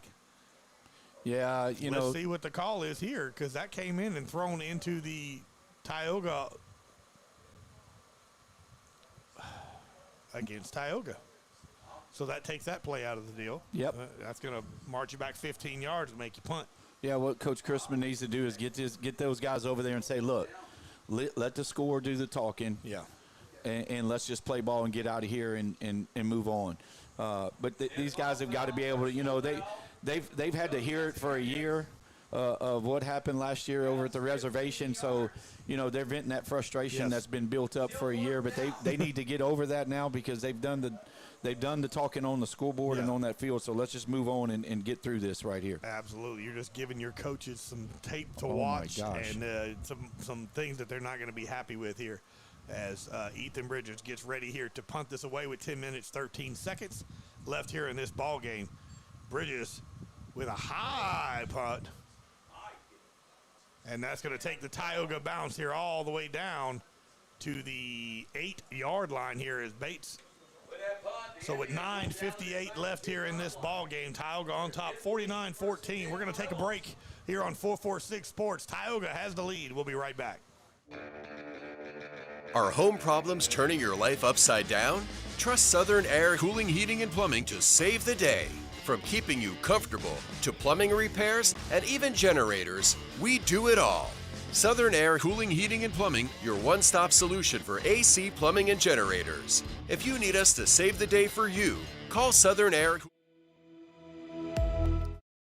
Welcome back here as Pineville back deep in their own territory here. A little screen pass out to Tate. Tate breaking tackles. Bryson Fall breaking, still on his feet. Look at this young man go. Finally brought down Wesley Sherman, Jackson Tarver, Bryson Fall, Cohen Henry. Look, there's about 6 or 7 of them in on the tackle here. Finally getting them to fall down here. Brings up 2nd down for Pineville. Great job right there by Tate to get something. They had him pinned back at the goal line. He was able to get back to the line of scrimmage. So now it's 2nd and 10 for the Rebels back at the 8-yard line again. Yeah, they threw that ball about 4 yards deep behind the line of scrimmage here. As he's going to drop back, he's going to look to throw and breaks tackle, but he can't break it very far because a big fella by the name of A.J. Adams with another sack here. My goodness, A.J.'s having himself a night on that defensive line. I tell you what, he's done a great job of containing him. Every time Carter steps up, guess who's right there? It's Adams. It's either Adams or it's big man Jones, and they're just waiting on him. And he's not running it up the middle if he's scrambling. Yeah, Chase Thomas and A.J. Adams and Sherman having their way there. And there's a pass to the outside. And almost, what a great coverage by Jackson Tarver. And let's hope he's okay. As it looked like he might have knocked the wind out of Jackson Tarver, but he passed. But when he knocked it back, he knocked it into the Pineville receiver almost made the catch here, but that's going to bring up 4th down here for the Rebels. Yeah, he did, and what a great recovery he had. He was beat on the play originally. Tarver was. Yep. And he recovered himself, but here now we got Pineville kicking out the back of their end zone. So let's see what happens. Because Tarver's hurt right there, guess who comes out for punt return? That's Mr. Kervin Johnson. Mr. Johnson. Here we go. We've got 2 touchdowns, and this is don't fair catch it. And he did.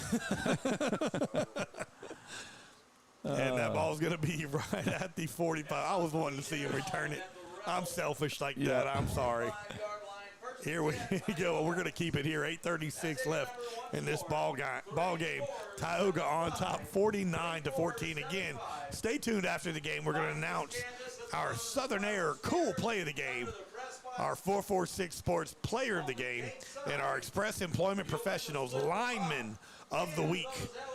Here, and again, that could be offense or defense on the line. So stay tuned. We'll pick that after the end of the game here as Tioga's offense comes back onto the field led by Case Malone. And it's been quiet here in this second half for the Indians. Yeah, we haven't put any points on the board just yet, but we've done a great job of managing the clock. And they do hand the ball off to Kenny Ponche. Kenny up the gut, spins here, and a good positive yards right there on 1st down, and that'll make the clock run here with 8 minutes and 26 seconds. And it looks like we have an Indian down. I'm not sure who it is, but we've got a timeout on the field. Yeah, so we'll take a quick break here, injury timeout here. 49-14, Tioga on top of Pineville. We'll be right back on 446 Sports.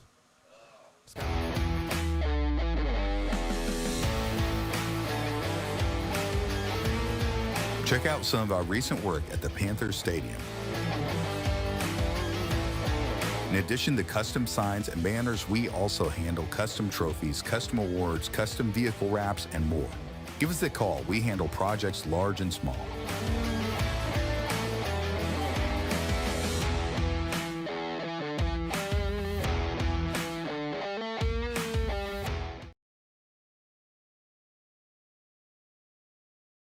During National Cataract Awareness Month, Wallace Eye Associates is joining the American Academy of Ophthalmology to help prevent blindness by offering complimentary cataract screenings. If you're over 65 and noticing unusual changes in your vision, our free screenings can help determine if you have cataracts. Call us today to schedule your complimentary cataract screening. When it's time for cataract surgery, there's only one team, one phone. Are home problems turning your life upside down? Trust Southern Air Cooling, Heating, and Plumbing to save the day. From keeping you comfortable to plumbing repairs and even generators, we do it all. Southern Air Cooling, Heating, and Plumbing, your one-stop solution.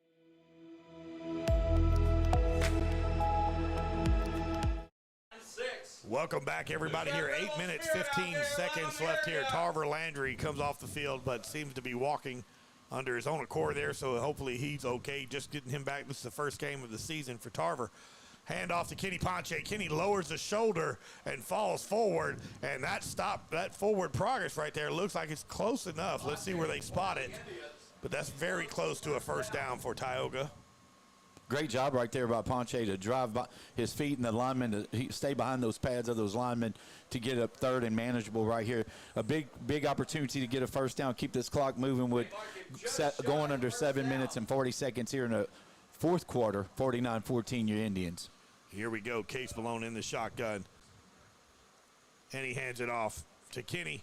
Kenny falls forward. That's going to be enough to move the chains and be another Tioga 1st down. Good job right there again by Kenny, this time running it up the middle. And, you know, again, we talked about it, a lot of emotions of this game this year based off of what happened last year. So the Indians just need to keep their head, keep the ball moving, and keep the clock moving. Redemption, redemption, redemption here. 4th. They're saying, okay, I was going to say they didn't give him the 1st down, but they did. All right, that's going to be a toss to Kenny this time to the outside. Good block right there on the outside. Christian Isles opening up a big hole here for Kenny Ponche to get a couple extra yards, and that's a pickup of about 8 yards. So it's going to bring up 2nd down now for the Indians. Isles blocking that outside backer, containing him. That outside backer tried to set the edge, but there was no edge to set with the block by Isles right there on that play. second down. Spot, and then when I see the down marker, it's way different. I don't know. they tricking me right there. Kervin Johnson gets the flip, and a good block right there by Kenny Ponche, and Kervin Johnson's going to go into the end zone. Touchdown, Tioga. Kervin Johnson with his third touchdown of the night. What an unbelievable play right there. A little jet sweep toss. That actually is counted as a pass, so Case will be happy to add to his passing yards, but a great toss right there to Johnson. And I'm going to tell you, if he's got his shoulders going forward and he gets the ball and he gets to the end of the line of scrimmage, it's going to be hard to stop him right there. Great job right there to put the Indians up 55-14 here with 6:24 left to go and the extra point by Bridges.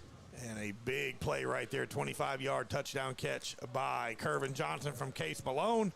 And the extra point is good. So it's 6 minutes, 24. Pineville 14. We'll be right back on 446 Sports. Discover golf like never before at Links on the Bayou, Central Louisiana's hidden gem. Welcome to a golf experience like no other. Our Links-style design sets the stage for an exciting and unique adventure. 5 distinct tee boxes cater to every skill level, ensuring a game that's perfect for you. And when you're ready to refuel, head to Becky's Bunker Club for dining with a view and gear up in our pro shop. Ready to elevate your golfing experience? Tee off at Links on the Bayou today. Links on the Bayou, redefining the way you enjoy golf.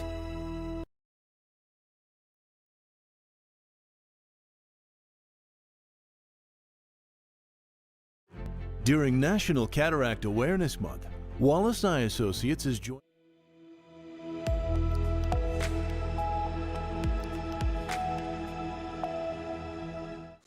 Welcome back, everybody. Here, 6 minutes, 24 seconds left here in this ball game. Tioga extends its lead with the 25-yard touchdown catch from Case Malone to Kervin Johnson, 56-14, as Ethan Bridges kicks the low stinger, fielded at that 10-yard line. And look at him go. Good move, and finally brought down by, guess who? Cohen Henry. Cohen Henry on the stop right there. Great job by that Indian kickoff unit. The special teams again for the Indians have stepped up tonight. Bridges, 9 for 9. He hasn't missed one in 2 weeks, and we've scored 50 and 40 points after that struggles that week 1. But Coach Christman told us immediately, he's like, hey, trust me, he's going to get it figured out, and he's going to be fine. He's an all-district kicker for a reason. Yep. A little short timeout. But again, don't forget next week. Yeah. Next week we travel to Monroe to take on Richwood on a Thursday night. So your Indians will be traveling. There'll be no coach's show. No coach's show. And so again, we'll be heading over there with a 2-1 record. Yep. And a streak that is like no other since week 1. That's the right. offense has been on fire.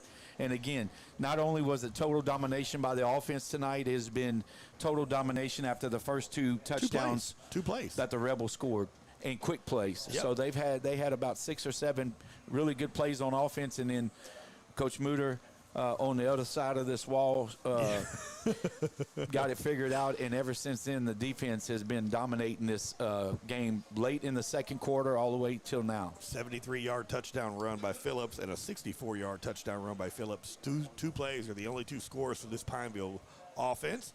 As they can tell, they got some of the backups in there now. Coleman into the game. He's going to throw it to the outside, caught and pushed out of bounds. That looks to be Mo Abeldadi with the coverage for Tioga. Yep, and Davion Young with the catch there for the Rebels to make it 2nd and 4. So Tioga brings out their second-team defense now into this ball game and getting the young guys some extra playing time here, and that's what you want to see for the Tioga Indians. And we talked about that. Coach Christman and I talked about that last night. Nothing better than to have those young guys come out and be able to get some playing time on Friday night. Look, they play on Monday in their game, and then the rest of the week they're being punched on by that first unit. So good to see them out there. Coleman rolls out, pass incomplete for Pineville. It's going to bring up 3rd down for the Rebels. And so you're going to hear some names that we haven't called a whole lot of here as this second team comes in for the Indians.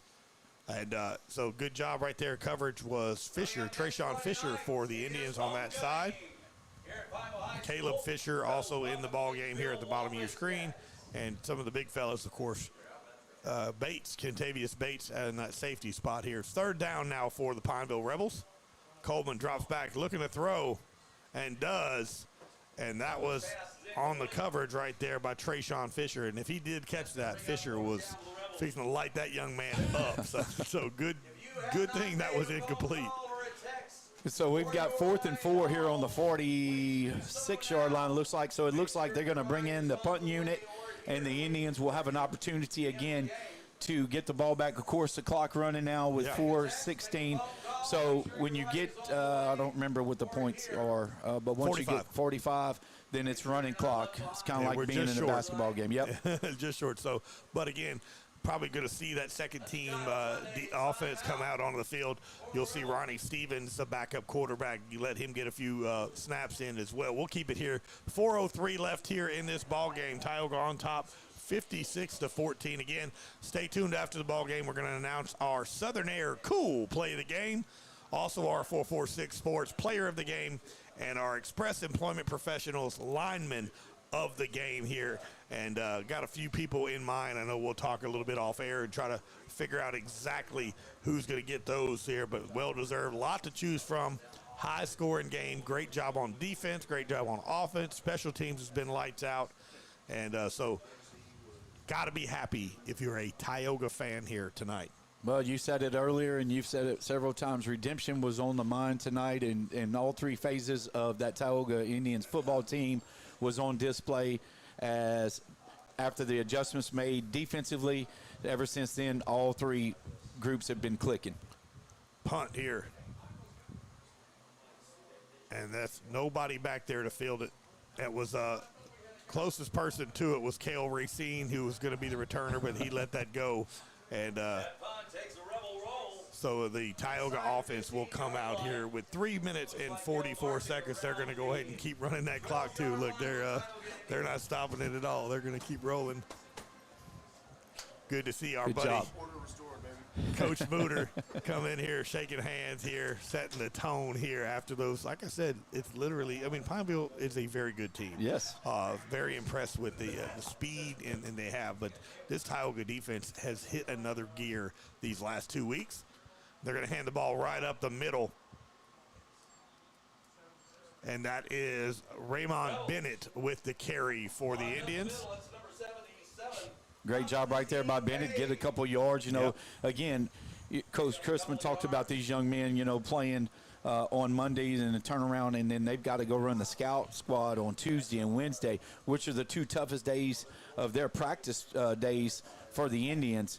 And so, unfortunately, now they have an opportunity to come out here and be under the lights on Friday night. Here we go. Stevens hands it off again and stopped forward progress. That's again Bennett on the way. Again, it was third down here. So 2:33 left here on this running clock here as Tioga 56, Pineville 14.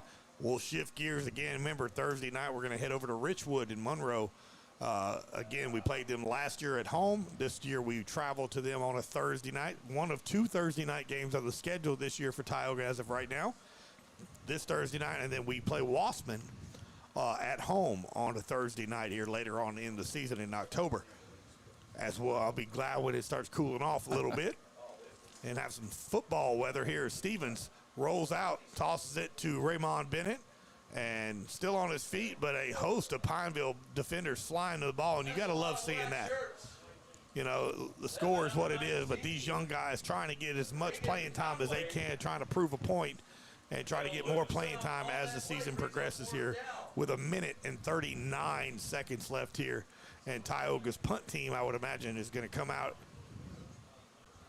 But the way they're letting that play clock go down, they might let it play down and then call a timeout. As Coach Chrisman's got to be happy with this Tioga team here, dominating on all three phases of the game. You know, talking with him last night, he was concerned. He knew how big this game was. He knew this was the test for the Indians early on in the season. How were they going to respond to a 2-0 Pineville team who had already beaten New Iberia and Avoyelles? So what was his Indians going to do? And that's what he preached to them all week. Focus on what's important. Focus on the main thing in this. and doing what they do. So great job by the Indians. And look, it's a quick turnaround. Yep. They'll be watching film tomorrow. They'll come in on Sunday, do a little walkthrough to get ready, and then Monday and Tuesday they're going to get after it. Wednesday will be the walkthrough, and then Thursday we'll travel over to Monroe and take on Richwood there for a 7 o'clock start. But look, you got to be happy for your Indians, yes, and you got to be happy for the community of Tioga in this huge win tonight by these Tioga Indians. 4th down here. Ethan Bridges comes out for the punt, and just try to get this off here with 1 minute and 9 seconds left on the clock. So Pineville will get one more possession on offense, as Tioga is very, very impressive here in this dominating win here at DC Bill Bates Stadium here in Pineville, as Bridges has a low good kick right there, and it's going to take a Tioga bounce and go out of bounds. And let's see where they stop it, probably at that 49, 48, yep, they're going to say 48-yard line here, as the clock will continue to run, and that might just do it here. So, and the Pineville offense is talking, but the Tioga defense is on the field ready to try to make a stop. But it's 40 seconds here, and the play clock hadn't even started yet. And so we're gonna let it keep rolling here, because that 42 mark here that they hit. But Pineville will choose to have at least one more play. 1st down and 10 here for the Rebels. This will probably be the last play of the ball game here, as only injury that we saw here is he's going to pass. He's going to throw it deep, and there's a flag play. So pass interference here with 7, 6, 5, 4, and that's going to end up doing it here, and that's going to be a ball game. And they're going to have pass interference, and they're going to wave it off, and that is the ball game. So your final score, 56 Tioga, 14 for Pineville. What we're going to do is we're going to take a quick break. We're going to come back. We're going to wrap it up. We're going to do our Express Employment Professionals Lineman of the Week, our 446 Sports Player of the Game, and, of course, our Southern Air Cool Play of the Game. We'll be right back on 446 Sports.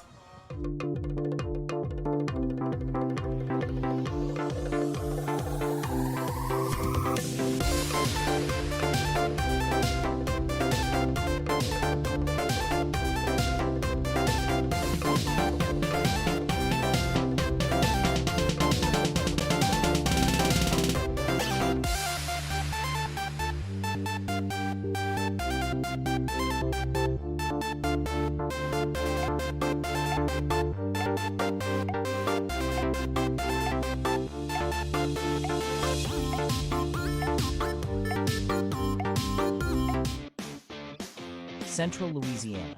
This is your home for live sports action.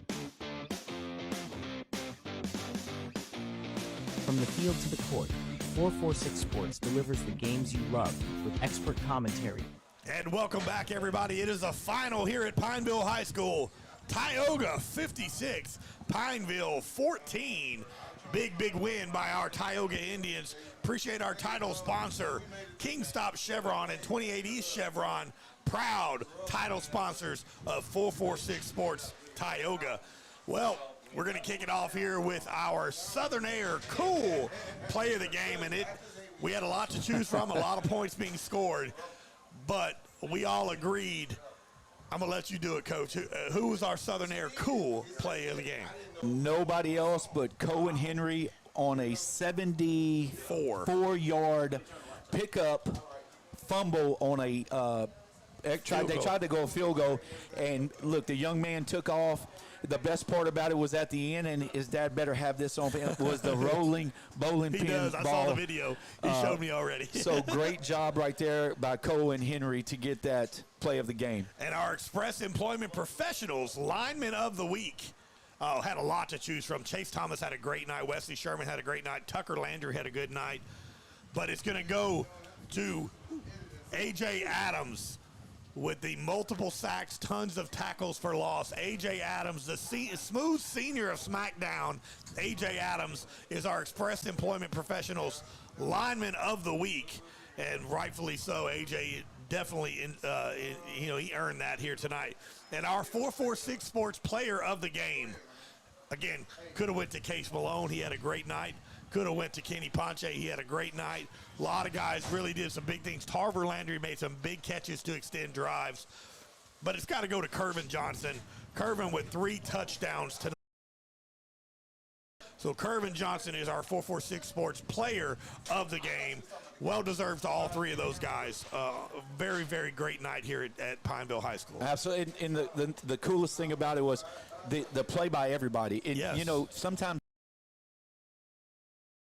the way these Indians have played in the first 3 weeks of this early season, everybody is playing lights out and everybody's playing for each other. So for them to be able to have the opportunity to get these players of the game or these awards, yes. You know, you look up A.J. Adams and you reminded me of it.